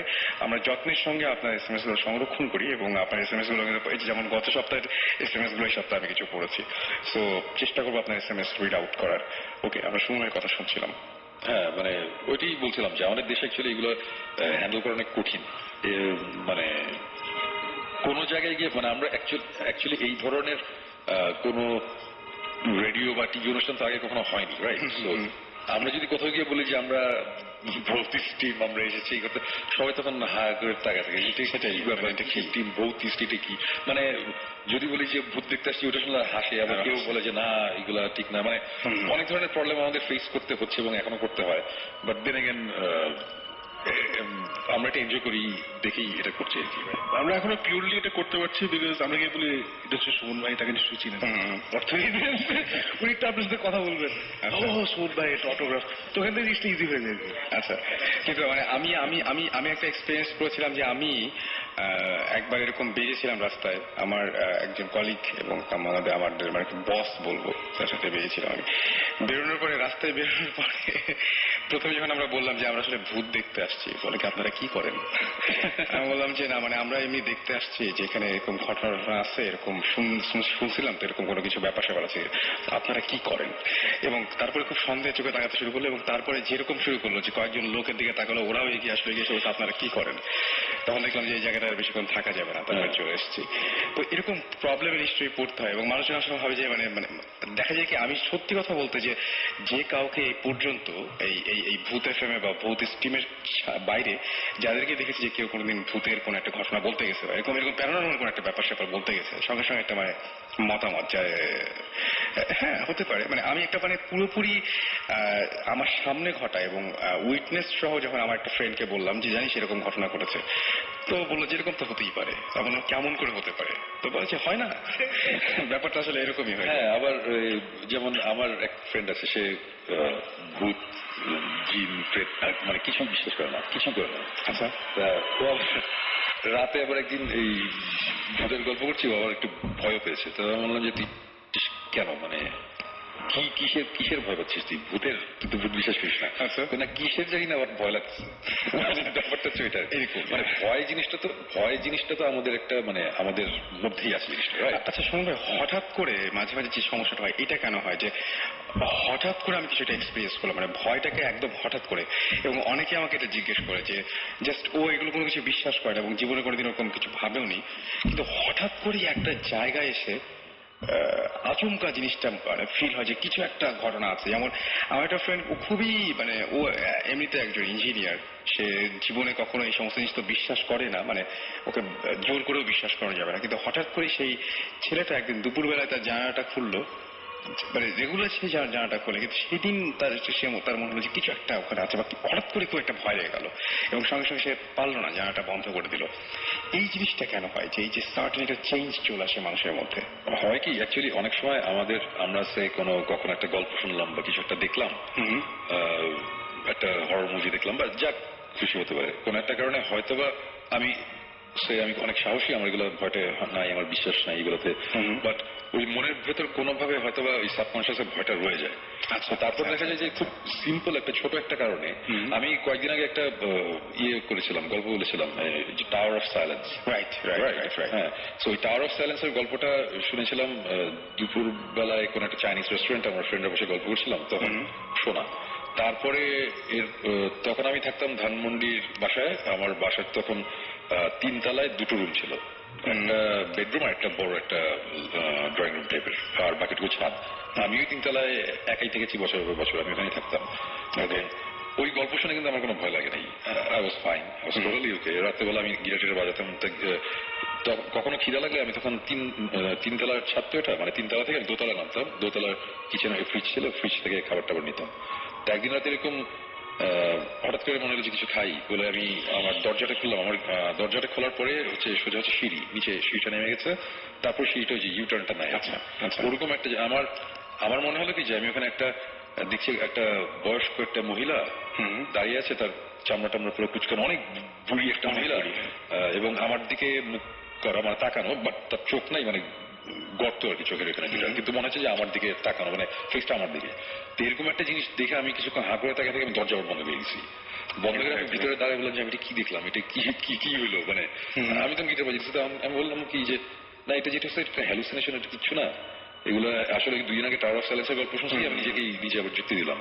তারপর আবার একটু টেনশন, তো এখন আবার নিচে নামতে হবে। আমার কথা হচ্ছে যে এটা আমার ছোটবেলা থেকে একটা অভ্যাস হচ্ছে, যদি কখনো ভয় পাই কোন একটা কিছু দেখে বা শুনে, ওটা আমি ফেস করার চেষ্টা করি ডিরেক্ট, যে একদম খুব দূরে একটা কিছু দেখে ভয় পেলাম, আমি দূরে আমি ওই জিনিসের দিকে আবার যাই দেখার জন্য যে আসলে কি, নাহলে খামাখা ভয়টা রয়ে যায় ভিতরে। তো তখন যেটা করলাম যে আচ্ছা ঠিক আছে, আমার নিচে নামতে হবে, আমার খাবার খাইতে হবে নিচে থেকে, মানে ফ্রিজে থেকে খাবার নিতে হবে। তো আমার কাছে কিছু ছিল না, ওই নিলাম, ওই একটা পোস্টার ছিল আমার ক্লিন্ট ইস্টউডের রোল করা, অনেক পুরোনো, শক্ত হয়ে গেছে, মানে ছিল ওইটা লাঠির মতন, হাতে নিলাম, নিয়ে দরজাটা খুললাম, খুলে দেখি নিচে কিছু নাই। এবং আমি তখন ওটা নিচে গেলাম, নিচে গিয়ে আমি ফ্রিজ থেকে খাবার কি খেলাম খেটে আবার উপরে আসলাম, আমি ঘুমাইলাম ওই দিন রাতেবেলা, আমার কোনো প্রবলেম নেই। এরপরের দিন রাতে কোনো প্রবলেম নাই। থার্ড নাইটে রাত্রেবেলা শুয়েছি, হঠাৎ করে টুক করে একটা কথা জেনে আওয়াজ হলো, যে হয় না মাঝে মধ্যে, এটা খুব বেশি হয়, এটা অনেক হয়, কনসিয়াস হয়ে গেলে তো বেশি হয়। এবং তখন আমি কনসিয়াস হয়ে গেছিলাম, এরকম টুক করে একটা আওয়াজ হলো, ওই আওয়াজের পরে আমি 3-4 রাত ঘুমাইতে পারিনি। তো আমার কথা হচ্ছে যে আমি এখানে ভয় পাইলাম কেন, এটা আমার ভয় পাওয়ার কথা না। ভয় পাইছি ওই অ্যাকচুয়ালি 3-4 দিন আগে কিন্তু আমার ওই ভয়টা ভিতরে ছিল, সাবকনশিয়াস মাইন্ডটা আটকা ছিল অ্যাকচুয়ালি জিনিসটা, ওটা তখন বের হয় আর কি।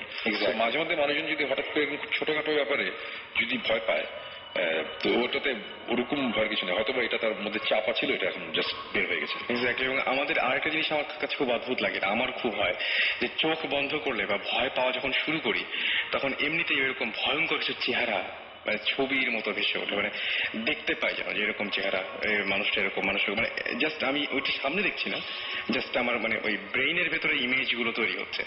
এই ইমেজ গুলো কোথেকে আসছে আল্লাহ জানে। মানে ব্যাপারটা হচ্ছে যে এগুলো আমি বলবো আমাদের সবারই সাবকনশিয়াস মাইন্ডের একটা ব্যাপার আর কি। মানে তার মানে কি আমি কোনোদিন কি এক্সপিরিয়েন্স করেছিলাম বা ওইরকম কিছু দেখেছিলাম, না হলে এই জিনিসগুলো তৈরি হয় কিভাবে? নট নেসেসারিলি যে আমি জিনিসটা এক্সপিরিয়েন্সই করতে হবে, হয়তো বা আমি ছোটখাটো মানে ফ্ল্যাশ অনেক ধরনের ঘটনা একসাথে মিলিয়ে তারপরে জিনিসটা আমি যতখানি কল্পনা প্রবণ হব, আমি যতখানি ক্রিয়েটিভ, আমি ততখানি একটা জিনিস দেখতে পারবো। ভ্যারি করে, ডেফিনেটলি ভ্যারি করে আমার মনে হয়। কিছু বলো সবাই এই আপনি যে একটা বইয়ের কথা বলেছিলেন না, যে পজিশন ইন ইসলাম নাকি জানি, সেটা আই থিঙ্ক কিছু লোক জানতে চাইছে ওই বইটার নাম। ওটা হচ্ছে ওয়ান থিং। আরেকটা হচ্ছে যে ও আমি না ওনার নামটা ভুলে গেছি, তার এই গল্প বলার সময় আপনি বেশ করে মাথা নাড়তেছেন, এটা কেন? মনে হয় আপনি কিছু একটা এখানে লিঙ্ক টিঙ্ক খুঁজে পেয়েছেন মনে হয়, ওটা একটু বলেন।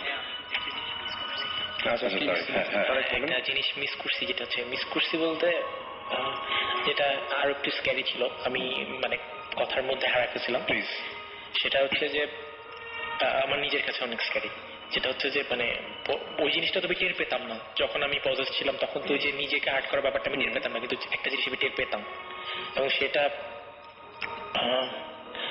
2 বছর বা 3 বছর আগে পর্যন্ত আমার সাথে ছিল। সেটা হচ্ছে যে লাইক আমি ঘুমাচ্ছি, আমার সময় কিছু খেয়াল থাকতো না, আমি ঘুমাই গেছি, তো ঘুমের একটা পর্যায়ে মনে হতো যে সামথিং ইজ দেয়ার। হ্যাঁ, আমি এই জন্য কয়েকদিন লাইট জ্বালায় ঘুমাইছি। তো আমার লাইট জ্বালায় ঘুমানোর অভ্যাস ছিল না, ওইটার জন্য আমার অনেক আগে থেকে তো করতে হয়েছে সামথিং ইজ দেয়ার। মানে আমি যখন ঘুমাচ্ছি তখন প্রথম মনে হতো যে কিছু একটা আছে, কিছু একটা হয়তো আমাকে পুশ করছে বা আমার পাশে শুয়ে আছে, এই টাইপের প্রথম মনে হতো এটা। তো যখন আমার এটা মনে হতো আমি জাস্ট হাত দিয়ে নিজেকে ক্লিয়ার করা যে না আসলে কেউ নাই, এটা ফার্স্টে গেল। দেন ফোবিয়াটা বাড়লো কিভাবে, নেক্সট আমার মনে হতো যে কেউ আমাকে জড়ায় ধরতেছে, এটা। তো তখন অনেক বেশি মানে অ্যানয়িং লাগতো জিনিসটা যে হচ্ছেটা কি। তারপরে যেটা হলো যে আই ফিল লাইক কেউ আমাকে আমার নেকে প্রেস করতেছে। প্রেস বলতে কি, সেটা প্রেস এভাবে না, মানে জাস্ট উপর থেকে না, আচ্ছা, আমার মাথাটা এক হাত থেকে ধরে আর বডিটা এক হাত থেকে ধরে ভেঙে ফেলার চেষ্টা করতেছে।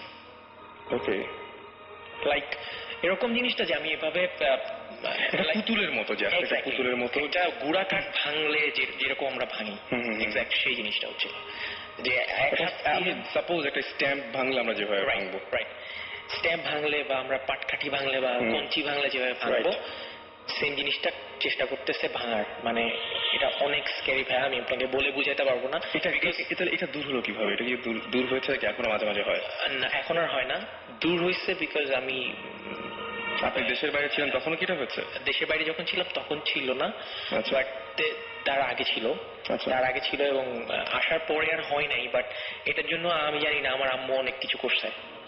আমার আম্মুকে আমি শেয়ার করছি জিনিসটা যে আম্মু আমার এটা হচ্ছে, এবং ইভেন যাই কিছু হোক আমি আম্মুর সাথে শেয়ার করি, সুপার ন্যাচারাল, প্যারানর্মাল, নর্মাল যাই হোক, যে আম্মু আমার এটা হয়েছে ওইটা হয়েছে। তো আম্মু আবার মাঝে মাঝে দেখা যেত যে এরকম যে জিজ্ঞেস করতো তোর কি এটা আছে, না আম্মু নেই, আচ্ছা তাহলে তুই একটু আয়। তো দেখা যেত কিছু একটা করে টাকা বা কিছু একটা জিনিস আমার গায়েটায় বুলায় টুলায় নিয়ে চলে যাচ্ছে। আমাকে বলতো না যে সে কি করতেছে বা কোথায় কি করতেছে, আমি যে শেয়ার করতাম আম্মু এটা হচ্ছে, তো আম্মু কি করতো এটা আম্মুর ব্যাপার, আমি জানি না। তো ওইটাও শেয়ার করছিলাম যে আম্মু আমার এটা হচ্ছে। তো ওই জিনিসটা মানে ইভেন ওটা তো ফার্স্টে আমার মনে হতো যে কেউ ট্রাই করতেছে, প্রেসার করতেছে। একটা পর্যায়ে আমি শব্দটা পর্যন্ত শুনতে পাচ্ছি, যে ঘাটটা নড়লে যে মট করে একটা আওয়াজ হয়, বুঝতে পারছি। I was like I swallowed my tongue, এবং আমি মাঝে মাঝে উঠে যেতাম, উঠে আমার দম বন্ধ হয়ে যেত, এরকম একটা অবস্থা হতো। এবং জিনিসটা অসম্ভব রকম স্ক্যারি ছিল। মানে আই ওয়াজ লাইক মানে এটা আমি বলে বুঝাইতে পারবো না কি পরিমাণ স্ক্যারি ছিল। এবং মানে মনে হতো যে আমার কান থেকে রক্ত বের হয়ে যাচ্ছে, মানে বুক ধরপড়টা তো আসছেই, মানে ওটা প্লাস হচ্ছে আমার হেডেক ছিল, সকালবেলা প্রচন্ড হেডেক হতো এই জিনিসটা। আমি জানি না এটা পিছনে কোনো সুপার ন্যাচারাল বা প্যারানর্মাল কিছু আছে কিনা, বাট আমার এই ফিলিংটা হইতো। এখন আই ডোন্ট নো কি হইতে পারে। ওই সময়টায় যে সময় প্রবলেমগুলো হতো তখন এছাড়া অন্য ধরনের মানে মেন্টাল কোনো প্রেশার ছিল তখন, ডিপ্রেশন অথবা এই ধরনের এটা মানে কোন বয়সে, তখন বয়স কত ছিল ওই সময়টায়? 2 বছর আগে, 3-4 বছর আগে। ও বেশি দিন আগে ঘটনা।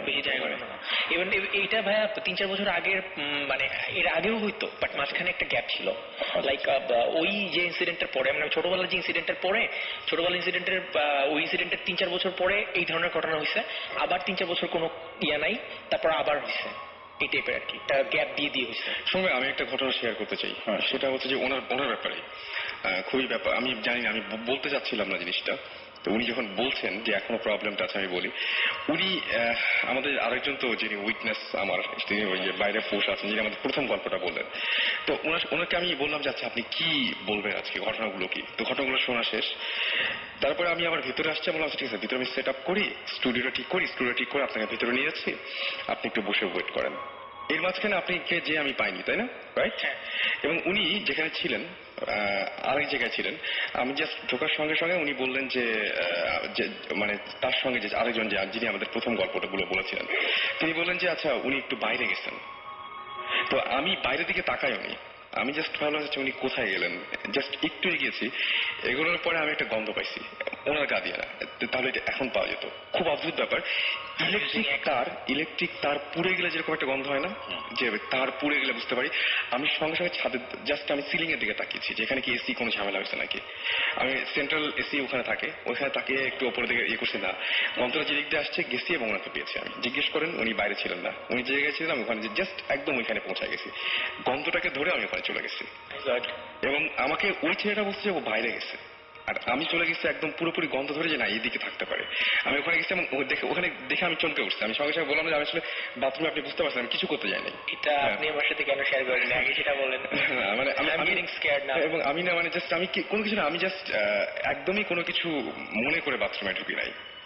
জাস্ট মানে উনিও বুঝতে পারছেন বেশ অসুস্থ নিয়ে আমরা দুজন বেরিয়ে চলে আসলাম। আবার এটা হচ্ছে আজকে একটু আগে। ইন্টারেস্টিং। ওকে, এখানে আরেকজন বলছে যে ভয় লাগতেছে, একদম ভয়ের কিছু নাই, আসলে ভয়ের কিছু নাই। আমি জানি না স্মেলের আচ্ছা না আমি জানি না যে স্মেলের সাথে আসলে কিছু নাই, বাট জিনিসটা এই মোমেন্টে আমার কাছে একটু স্ক্যারি মনে হচ্ছে। আই ডোন্ট নো, বাসা গেলে হয়তো ঠিক হয়ে যাবে। বাসা গেলে অবশ্যই ঠিক হয়ে যাবে। কি বলছিস ভাই? নট রিয়েলি,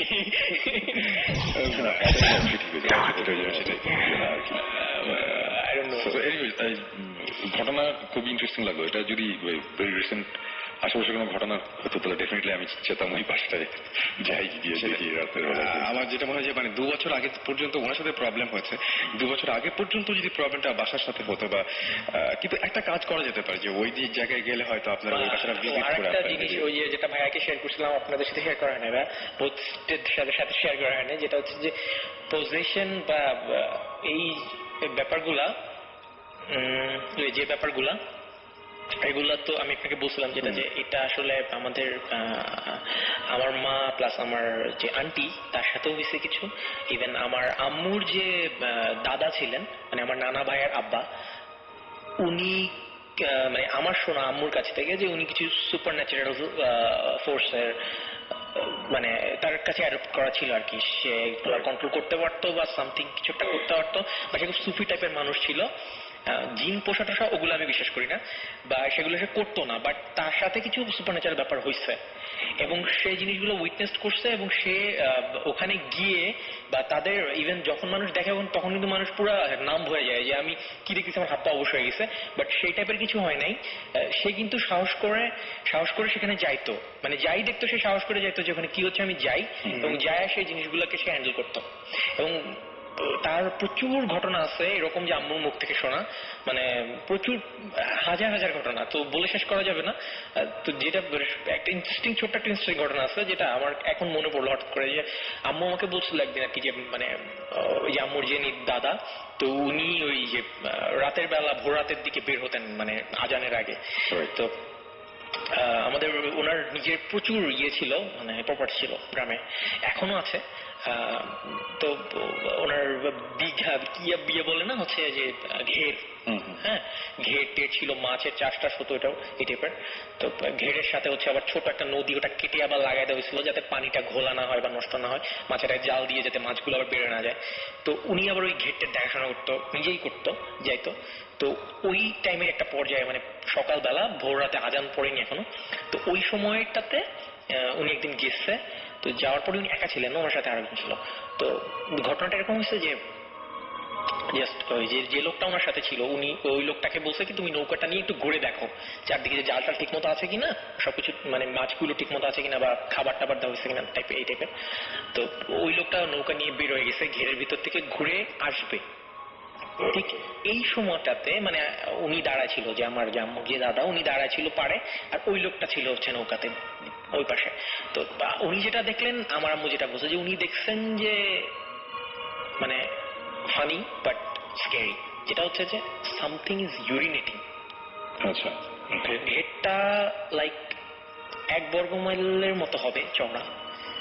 তো যে জিনিসটা ইউরিনেটিং মানে হিসু করতেছিল, মানে যেটা স্ট্রেট বলার, যে হিসু করতেছিল, সেটা একটা পা ছিল ঘেরের একদিকে আর একটা পা ছিল আর একদিকে, এবং পুরো বডিটা সিলভার লাইটের মতো চকচক করতেছিল, এরকম একটা ব্যাপার, খুবই স্ক্যারি। এবং সে দুই পাশে দুইটা পা দিয়ে সে মানে ইট ওয়াজ ইউরিনেটিং অন দ্য ম্যান যে বোটে ছিল, এবং সেই লোকটাও ওইখানে সেন্সলেস, মানে এরকম একটা ব্যাপার। এবং তখন মানে যে আমার যে আমার যা দাদু, উনি সামহাউ ডিড সামথিং, জানি না কিছু একটা করছে, যার কারণে সেই জিনিসটা বেশিক্ষণ স্টে করেনি ওখানে। এই ধরনের ছোটখাটো ব্যাপার আমাদের সাথে, মানে আমাদের রাইট, আমাদের জেনারেশনের সাথে অনেক কিছু হয়েছে। আমি আমার আব্বুর দিকটা জানি না, আম্মুর দিকটা জানি, যে এই টাইপের রিলিজিয়াস ব্যাপারে আমি জানি না, তারা হয়তো খুব রিলিজিয়াস বলে জিনিসগুলো বাকি না, এটা অ্যাকচুয়ালি মানে আমি বুদ্ধিস্ট বেসিক্যালি সুমন ভাই আর জীবন অনেক কিছু বিশ্বাস করে। আমি হচ্ছি ভেরি স্কেপটিক্যাল, রাইট। এতদিন সুমন ভাই আমেরিকা ছিল দেখে আমি খুব অভিনয় করেছি যে আমি আসলে বিশ্বাস করি, আসলে আমি খুব স্কেপটিক্যাল। সুমন ভাইয়ের সাথে আমার প্রায় ঝগড়া হয় শুনে। সো আই থিংক বুঝতে পারছি ভাই, আপনি অনেক স্ট্রেট, মানে অনেক কড়া কড়া কথা বলেন।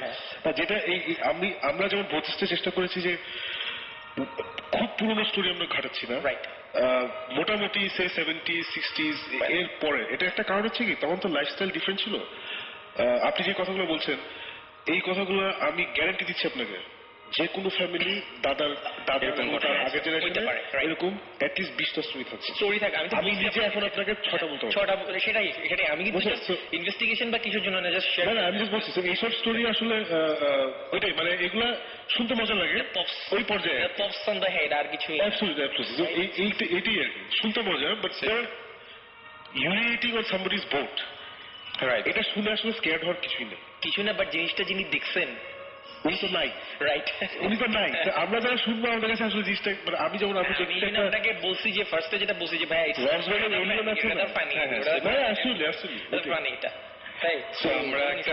আমার যেটা আসলেই মজা লাগছে, মানে আসলেই ইন্টারেস্টিং লাগছে হচ্ছে the experience you shared, right.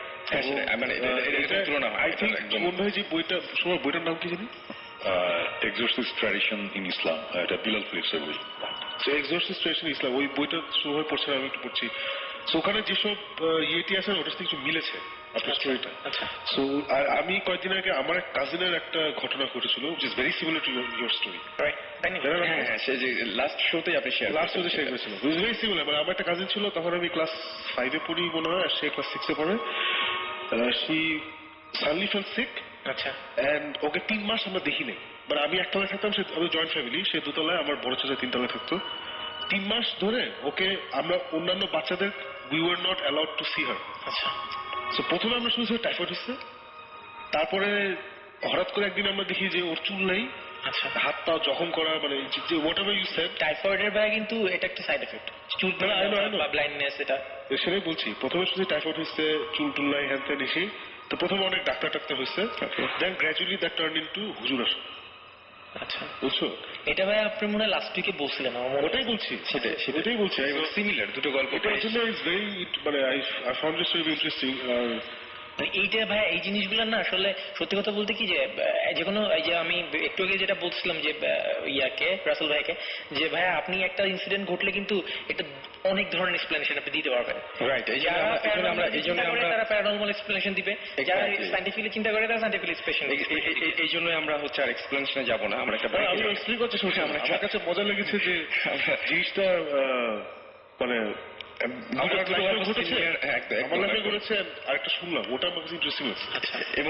এবং মানে ওনার সাথে তোমারটা যেটা শুনলাম যে তোমার আব্বা আম্মা এক্সট্রা রিলিজিয়াস না, নর্মাল। আমার চাচারা হচ্ছে নর্মাল রিলিজিয়াস। আচ্ছা, সো প্রথমে there was a procession of doctors, then there was a procession of হুজুর। তারপর 3 বছর একটা মানুষ যখন আসলে মানে ঠিক আছে দেয়ালে তখন কিন্তু কিছু করা থাকে।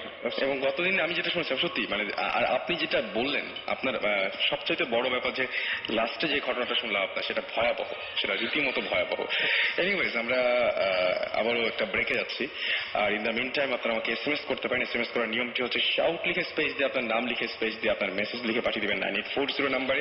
যারা ইমেল করতে চান তারা যেটা করবেন সেটা হচ্ছে bhutfm@radiofurti.fm এ ইমেল পাঠিয়ে দিতে পারেন, এবং ইমেলের সাথে অবশ্যই আপনাদের ফোন নাম্বার পাঠাতে ভুলবেন না। ইমেলে আসলে বিশেষ করে আপনাদের যে ঘটনাগুলো রয়েছে সেই ঘটনাগুলো বড় আকারে শেয়ার করার জন্য, যাতে আমরা পরবর্তীতে আপনাদেরকে ইনভাইট করতে পারি এখানে। এবং আপনাদের ঠিকানা উল্লেখ করবেন যে আপনারা কোন জায়গা থেকে লিখছেন, কোন জায়গা থেকে আমাদের ইমেল পাঠাচ্ছেন। আর আমরা এই মুহূর্তে যেটা করবো, ক্রিপ্টিক ফাইটের তেপান্তর একটা গান শুনে আসবো। সাকিব ভাই তো অনেক কড়া কথা বলবে শুনে শুনে। অনেকেই SMS পাঠাচ্ছেন বা আমাদেরকে জিজ্ঞেস করছেন যে, অনেকেই SMS পাঠাচ্ছেন জিজ্ঞেস করছেন আমরা কোন চ্যানেলে যাচ্ছি। সো চ্যানেল লিস্ট আমরা ব্রেক থেকে এসেছি। ওকে, সো বহুত ইস কোন চ্যানেলে যাবে এটা আমরা জানতে পারবো আফটার দ্য ব্রেক।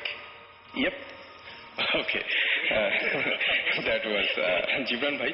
আমরা চলে যাচ্ছি, এবং ইন দ্য মিন টাইম আপনারা অবশ্যই SMS করতে ভুলবেন না। ক্রিপ্টিক ফাইটের তেপান্তর গানটা শুনে আসবো। Radio Fuji 88.1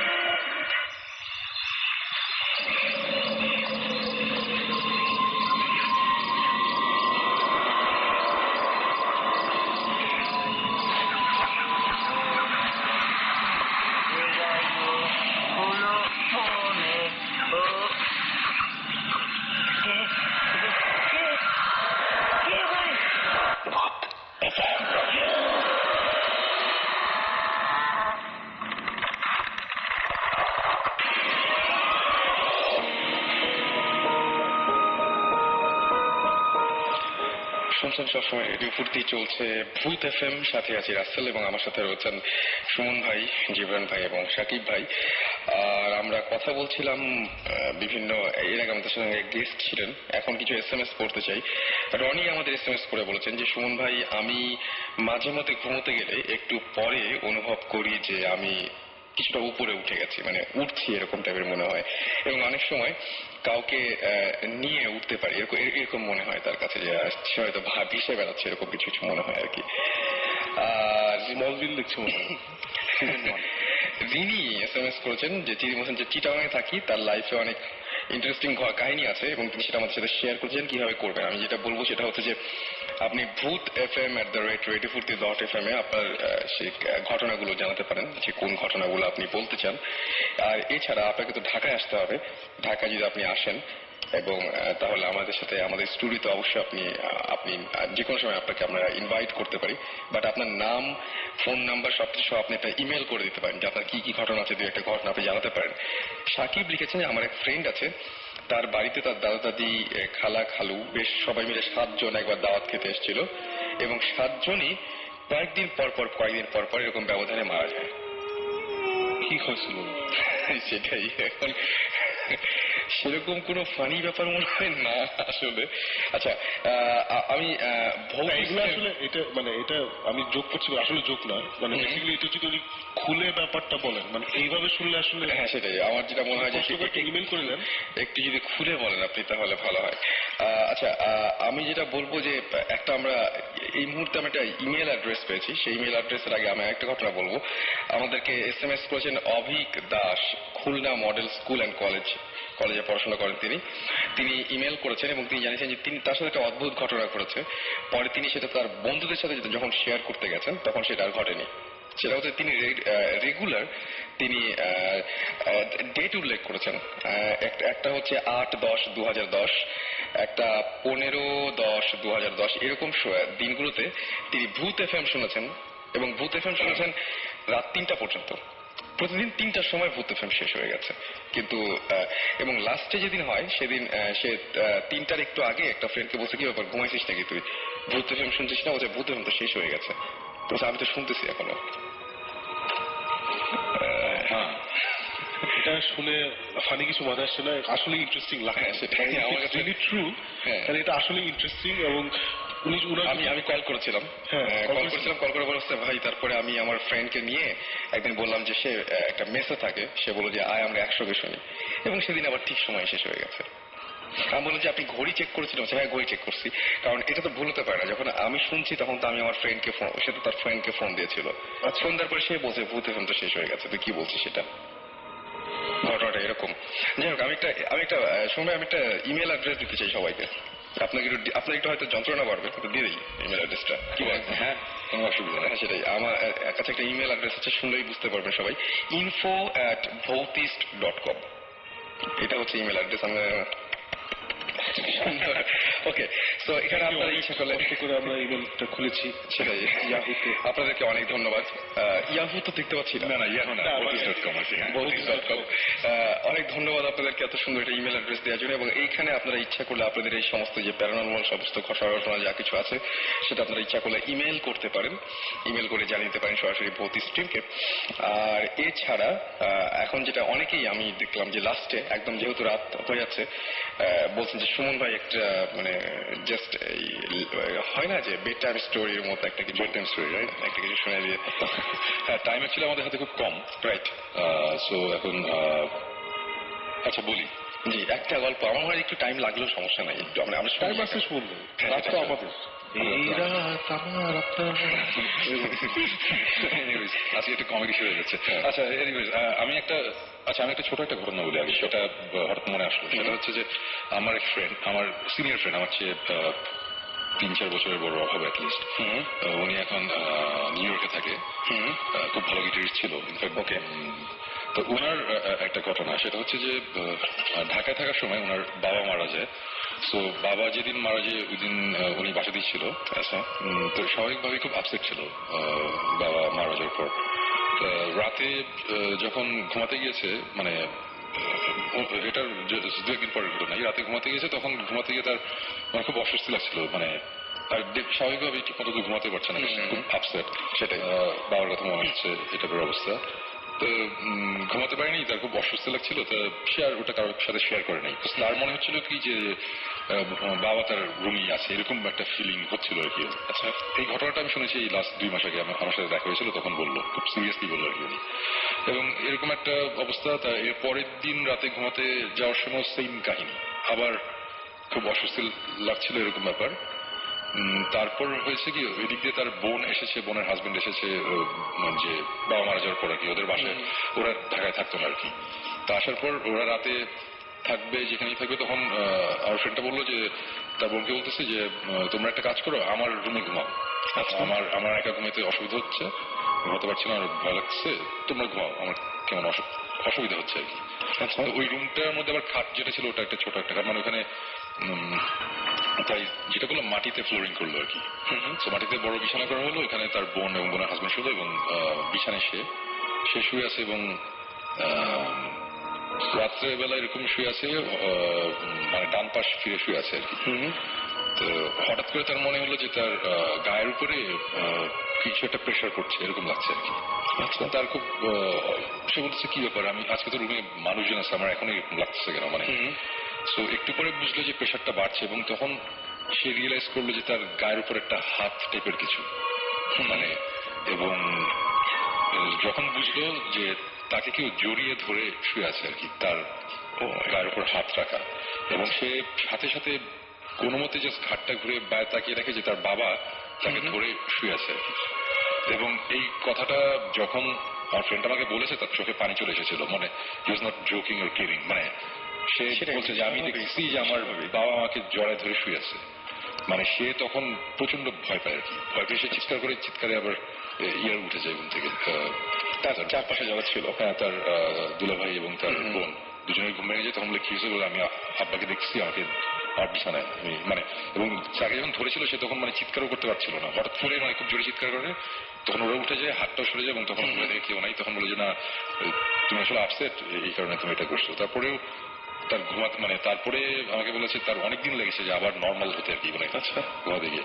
এটা একটা ছোট একটা ঘটনা, মানে আমরা অনেক সময় এই ধরনের জিনিসপত্র শুনি, বাট এরকম আমার খুব ক্লোজ একজন মানুষ এবং তার কাছ থেকে শুনে খুবই ইন্টারেস্টিং লেগেছিল, এটা শেয়ার করলাম।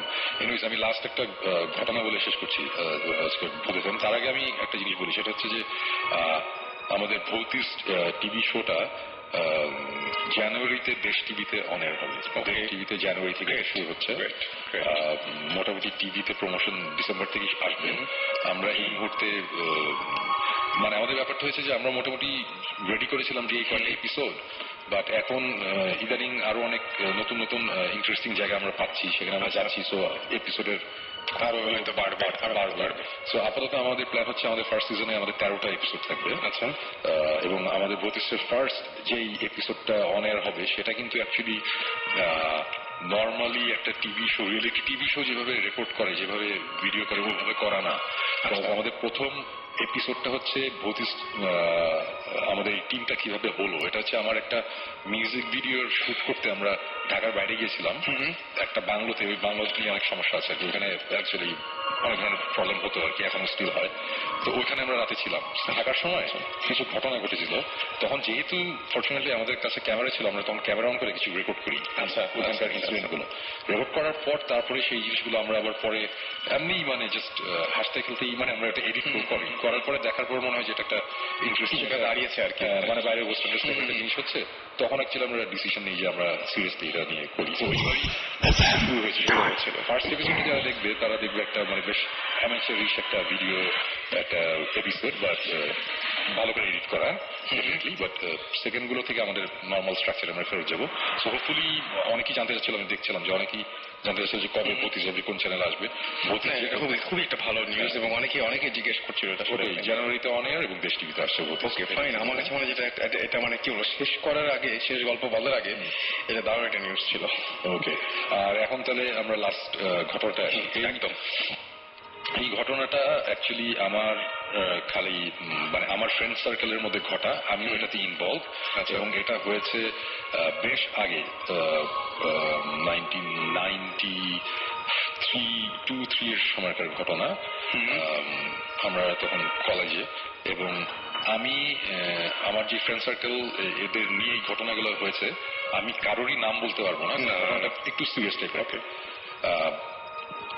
আমরা শুনছিলাম আমাদের ফ্রেন্ডের মধ্যে, আমরা একদিন আড্ডা দিচ্ছিলাম আমরা সবাই মিলে, তখন আমাদের একজন বলল যে আমাদের আরেক সিনিয়র ফ্রেন্ড, যে তাদের সার্কেল, তাদের ফ্রেন্ডরা নীলক্ষেত থেকে একটা বই কিনেছিল, একটা ডেভিল ওয়ার্শিপের উপর একটা বই। আচ্ছা, মানে ডেভিল ওয়ার্শিপ নিয়ে, ব্ল্যাক ম্যাজিক এগুলো নিয়ে একটা বই পেয়েছে, অনেক পুরানো একটা বই। ওই বইটা তারা কিনেছিল। তো ওই বইটা কেনার পর নাকি ওই বইটা নাকি যার বাসাতেই থাকে তার বাসায় নাকি প্রবলেম হয়, এই টাইপের ব্যবসা আমরা শুনলাম। আমি বললাম যে বাহ, বেশ ইন্টারেস্টিং ঘটনা কি। তারপরে ঘাটাঘাটি করার পর তারপরে যেটা আসলো সেটা হচ্ছে যে বইটা যারা কিনেছিল তাদের একজন আমার খুবই ক্লোজ ফ্রেন্ড, সে আমাকে নিজে বলেছে যে বইটা আমরা যখন পাইছি, বইয়ের ভিতরে আমরা ইনফ্যাক্ট অরিজিনাল পেপার কাটিংও পাইছি, বাইরের কোনো একটা নিউজ পেপারের কাটিং, যেখানে যে ওই অ্যালিস্টার ক্রাউলি, অনেকে ক্রাউলি বলে, মিস্টার ক্রাউলি, অজিয়াস বোনের একটা গান আছে, এই ব্ল্যাক ম্যাজিক করতো, ডেভিল ওয়ার্শিপ, ওই কাল্ট, একটা অকাল্ট দিয়েছিল, ওর সম্বন্ধে কিছু পেপার কাটিং, মানে অরিজিনাল, মানে বইটা অ্যাকচুয়ালি যার কাছে ছিল সে অ্যাকচুয়ালি এইসব জিনিসপত্র নিয়ে আসলেই ঘাটাঘাটি করতো আর কি। সো তার মানে ব্যাপারটা একটু সিরিয়াস আর কি, মানে বইটা। সো এই বইটা নেওয়ার পর বইটা যার বাসায় যায়, মানে যার বাসায় থাকতো, ওর বাসাতেই একটা সিরিয়াস কোন একটা প্রবলেম হতো। প্রবলেম মানে হয়তো বা দেখা গেল যে একজনের এক ফ্রেন্ডের বাবার একটা দোকান ছিল, দোকানে আগুন লেগে গিয়েছিল। তারপরে আরেক ফ্রেন্ড পরীক্ষার সময় প্রচন্ড ভাবে অসুস্থ হয়ে গেছিল, ওইভাবে পরীক্ষা দিতে পারে। এই টাইপের জিনিসপত্র নাকি হচ্ছে বা স্টিল গোয়িং অন, এই টাইপের ব্যাপার। তারপরে সবাই মিলে আমরা ডিসিশন নিলাম যে এই বইটা অ্যাকচুয়ালি কারো কাছে রাখা যাবে, এটা ফেলে দিতে পুরাই দিতে হবে, মানে তখন তো আমাদের অ্যাকচুয়ালি বয়সও কম, আমরা একটু ছিলাম এসব ব্যাপারে। কিন্তু আমাদের একটা ফ্রেন্ড সে এই বইটা নিয়ে বইটার মধ্যে কিছু জিনিসপত্র লেখা ছিল, কিভাবে ডেভিল ওয়ার্শিপটা করতে হবে, কিভাবে নামাতে হবে, এই টাইপের জিনিসপত্র ছিল। সেই জিনিসটা প্র্যাকটিস করে তার বাসায়। এবং ঘটনাটা যেটা হয় যে বইয়ের মধ্যে একটা জিনিস লেখা ছিল যে ডেভিল আসবে উত্তর দিক থেকে। হ্যাঁ, উত্তর দিক থেকে ডেভিল আসবে, এরকম একটা জিনিসপত্র লেখা ছিল। আলটিমেটলি যেটা হয়েছিল যে সে তো আর কিছু করতে পারে না এই বইটা নিয়ে, বাট তার উত্তর দিকে যে রুমটা ছিল বাসার, ওই রুমে তার ছোট বোন থাকতো। এবং ছোট বোনটা মেন্টালি ডিসেবলড, মানে বেশ পাগল হয়েছে আর কি, তাকে পরে ইনস্টিটিউশনে দিতে হয়। তো এটার পরে বইটা কোথায় কি, বইটা আমরা পাই না। এটার প্রায় বছর দেড়েক পরের ঘটনা। হঠাৎ করে একজনের, আমাদের সার্কেলের মধ্যে একজন বইটা পাইছে, যেভাবে ওর কাছে আসছে, কিভাবে আসছে আমি জানি না, আমার মনেও নেই। সে বললো বইটা আমি পাইছি, বইটা পাইছি। আমি তখন গিয়ে বললাম যে দেখেন এই বই আপনি কিন্তু, এই বইয়ের কিন্তু কাহিনী আছে, অনেক শুনছি। বলে যে এই সময় গেলে কোনো ব্যাপার না, এইটি। এবং ওই সময় ওই বইটা যখন তার বাসা ছিল, আমরা নিজের জানি যে ওদের বাসায় সিরিয়াস একটা ফ্যামিলি একটা প্রবলেম হয়েছিল, মানে বেশ সিরিয়াস পর্যায়ে চলে গিয়েছিল প্রবলেমটা। এই বইটা তখন আমি বলছি যে দেখেন আপনি, আমি নামটা বলতে পারতেছি না, বলছি দেখেন আপনি এই বইটা পুরাই ফেলেন, ফালাই দেন, এটা রাখেন না, বিকজ আমরা এটা নিয়ে অনেক কাহিনী শুনতেছি, এরকম হয়েছে, মুখের হয়েছে, তো আমরা বলছিও। পরে বলছে না, আমার কাছে না বইটা নাই, বইটা আরেকজনের নাম বলছে, আমাদের ফ্রেন্ড, সে নিয়ে গেছে। আচ্ছা, তারপরে আমরা এতটাই ডেসপারেট হয়ে গেছিলাম, আমরা ওর সাথে যোগাযোগ করছি যে এই বইটা রাখি না, বইটা কোথায়, বলে আছে কোথাও মাইক্রোফোনে এটি। আমরা বইটা পড়তে বললেন না, বইটা পড়িনি, এখন যে বইটা সরাই ফেলেন। এর কয়েকদিন পরের ঘটনা, রিক্সা করে আমার এই দুই ফ্রেন্ড, যার বাসায় বইটা ছিল এবং যার বাসায় এখন বইটা আছে, এরকম অবস্থায় দুই ফ্রেন্ডই রিক্সা করে আসছিল। একটা ট্রাক এসে রিক্সাটাতে খুব জোরে মারে, যে ফ্রেন্ডের বাসায় বইটা ছিল সে সাথে সাথে মারা যায়। এবং এটা কিন্তু সত্যি ঘটনা, আমি এখানে আমার ফ্রেন্ডের কথাই বলছি, রাইট? সো আমরা এখনো জানি না বইটা কোথায় আছে, কি আছে, বাট এই জিনিসটা আমাদের অনেকদিন আমাদের মানে মেন্টালি আমাদের প্রচন্ড আপসেট করে রাখছিল। মানে আমরা এখনো, আমার কাছে ব্যাপারটা অনেক মিস্ট্রি। বই তো তারপরে বই, সেটাই, মানে ব্যাপারটা কি ছিল আমরা এখনো জানি না। বাট এই যে ঘটনাগুলো বললাম, প্রত্যেকটা জিনিস মানে রিয়েলি ডিড হ্যাপেন। মানে আমরা ফার্স্ট টাইম আমরা দেখছি জিনিসগুলো, যে মানে নট দ্যাট যে কোনো সুপার ন্যাচারাল কিছু একটা আমরা দেখছি বা কোনো ওরকম কিছু না, কিন্তু কেমন জানি একটা ব্যাপার ছিল, যে বলেন অনেকে যে কার স্টেটে, একদম ব্যাপারটা এরকম ছিল। সো এই বইটা কি মানে বাংলায় লেখা ছিল? না না না, এটা পুরোই বাইরের একটা বই। বইটার কোনো কাভারও ছিল না, মানে বইটার ইনফ্যাক্ট প্রথম অনেকগুলো পেজও ছিল না। আচ্ছা আচ্ছা, বইটার পরের দিকের পেজ, মানে বইটা অ্যাকচুয়ালি কত পেজের কি আমার অত কিছু মনেও নেই। আচ্ছা, মানে এই মুহূর্তে যদি এরকম একটা বই পেতাম, নিশ্চয়ই ওটা নিয়ে রিসার্চ করতাম, অনেক ইন্টারনেট অনেক ব্যাপার ছিল। তখন আমাদের ওইরকম কোনো অপশনও ছিল না যে গেলাম আর খবর পেয়ে গেলাম। সো বইটার প্রথমের কাভার তো ছিলই না, প্রথমের অনেকগুলো পেজও ছিল। আচ্ছা, ছেড়ে ছিল বইটা। এইটাই, মানে এই জিনিসটা অনেকদিনই বলবো করি, বাট বলা হয় না, আজকে বলি। কিন্তু অদ্ভুত ব্যাপার, মানে একটা বই, এবং বেশ মানে আমরা খুবই আপসেট হয়ে গেছিলাম যখন অনেক বড় একটা মূল্য দিতে হয়েছে, অনেক অনেক। আমার ফ্রেন্ডটা মারা গিয়েছিল তোমার ওই এটা হচ্ছে ওই ইয়ের দিকে যেতে গেলে রিক্সা করে ট্রাকটা বাড়ি দিয়েছিল হচ্ছে শান্তিনগর না, ঠিক এটা হচ্ছে প্রেস ক্লাবের দিকে যেতে গেলে যে চত্বরটা আছে না, তার একটু আগে ওখানে রিক্সাতে বাড়ি করে মারা যায়। এবং এটা পেপারে আসছিল যে একটা ট্রাক মারা গেছে। আচ্ছা আচ্ছা, এটা আমাদের এবং ইন্টারেস্টিং ব্যাপার ওইটাই, তার কাছে যখন বইটা ছিল, ওর বাসাতেই যখন ছিল। আমরা এখন অবশ্য জানি না বইটা কোথায় কি। বইটা যদি কারোর কাছে থেকে থাকে তাহলে না, মানে আমার দরকার নেই, আমরা আজকে মনে হয় শেষ করতে পারি না। আমার মানে জিনিসটা সত্যি কথা বলতে কি, যে শুনবে আমি এই জিনিসটার সাথে একটা জিনিসই খালি অ্যাড করবো, যে অনেকেই বলছে যে আমরাও আমাদের টিম নিয়ে বেরিয়ে যেতে চাই, আমরা এটা করতে চাই, ওটা করতে চাই, কিন্তু ব্যাপারটা হচ্ছে কি যে জিনিসটা এত সহজ না, বা একটা ছোট ব্যাপার থেকে অনেক বড় ঘটনা ঘটে যেতে পারে।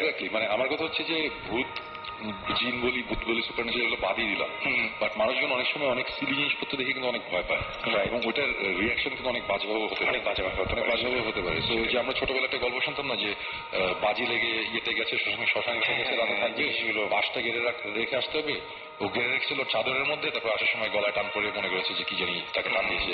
এই টাইপের গল্প আমরা ছোটবেলা শুনেছি, এটা খুব অবশ্য এমন একটা গল্প। সো আমার কথা হচ্ছে যে এই আমরা যে বুদ্ধিস্ট টিম, আমাদের কিন্তু কোনো সার্টিফিকেট নাই, আমরা কিন্তু কোথা থেকে পাশ করি নেই যে আমাদের এইভাবে মানে আমাদের ব্যাপারে ইন্টারেস্ট আছে অনেক বছর ধরে। আমরা এগুলো আস্তে আস্তে রিক্সা দিকে যাচ্ছিলাম, এখন আমরা একটা টিভি শো বানাচ্ছি। কিন্তু সবাই যদি মনে করে যে এটা জিনিসটা একটা মজার একটা জিনিস, যাই একটু করি, ওটা করার আগে 10 বার আমার মনে চিন্তা করা উচিত।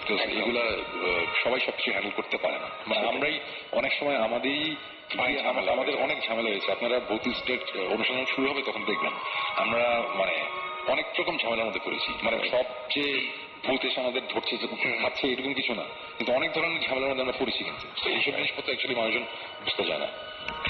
রাইট, আমরা শেষ করব। তবে একটা কথা বলি, সেটা হচ্ছে যে যারা আমাদের SMS করতে চান তারা তো SMS এর অবশ্যই এখন করে কোনো লাভ নেই, আমরা শেষ করছি। শাউট লিখে স্পেস দিয়ে আপনার নাম লিখে স্পেস দিয়ে আপনার মেসেজ লিখে পাঠিয়ে দিন 9840 নাম্বারে। আর যারা আমাদের নেক্সট শোতে আসতে চান যারা, তারা একটা কাজ করেন, সেটা হচ্ছে যে আমাদেরকে ইমেল করে ফেলেন। ইমেল করতে হলে যেটা করতে হবে, আপনার নাম এবং ঠিকানা এবং ফোন নাম্বার সহ ইমেলটা করতে হবে ভূত FM BHOOT ভূত FM, তারপর হচ্ছে FM @radiofurti.fm। এখানে আপনারা ইচ্ছা করলে ইমেল করতে পারেন। যারা এমনি বিভিন্ন চান যে আপনাদের জায়গাটা ইনভেস্টিগেট করুক ভৌতিস্ট টিম, তারা ইচ্ছা করলে info@bhautis.com আপনারা ইমেল করতে পারেন। এছাড়াও সবসময় আশা করবো যে মানে আপনারা যারা আসতে চান বেসিক্যালি, তারা অনেকেই বলেছেন যে কিভাবে ভূত FM আসা যায়, কিভাবে আপনারা এক্সপিরিয়েন্স শেয়ার করবেন, তাদেরকে বলবো যে আগে ইমেল করতে হবে। এবং ইমেলে অবশ্যই, আমি গতবারও ইমেল পেয়েছি অনেকগুলো যেগুলোতে ফোন নাম্বার এবং ঠিকানা ছিল না। আপনারা অবশ্যই ফোন নাম্বারের সাথে সাথে ঠিকানাটাও দিয়ে দিবেন যে কোন জায়গা থেকে বলছেন, এবং যদি আসতে পারেন তাহলে সেটা নিচে ছোট একটা নোট দিন যে আমরা আসতে পারবো, যদি ঢাকার বাইরেও হয় সেটা। যাই হোক, শেষ করব। কথা হবে আবারও আগামী শুক্রবার ঠিক 11:59 সে পর্যন্ত। আশা করব সবাই সুস্থ থাকবেন, সুন্দর থাকবেন এবং মোস্ট ইম্পর্টেন্টলি নিরাপদ থাকবেন। একটা কথা বলছি, যারা আজকে নতুন লিসনার, যদি ভৌতিস্টের কি টাইপের কাজ আমরা করে দেখতে চাই, ইউটিউবে BHOUTIST সার্চ দিলেই ভৌতিস্টের একটা ছোট্ট ডেমো বের হয়ে আসবে, দেখতে পাবেন। এবং অসম্ভব সুন্দর সেটা। যাই হোক, আমরা গান শুনতে শুনতে আজকে শেষ করি এখানেই। ঘড়িতে বেশ অনেক রাতি হয়ে গেছে, শেষ করছি আমরা। এবং লাস্টে গানের মাঝখানে আমরা শেষ করি সুমন ভাইয়ের একটা গান আছে, ঘুম। শুন ভাই, ঘুম। ওকে, সবাই ঘুমাতে।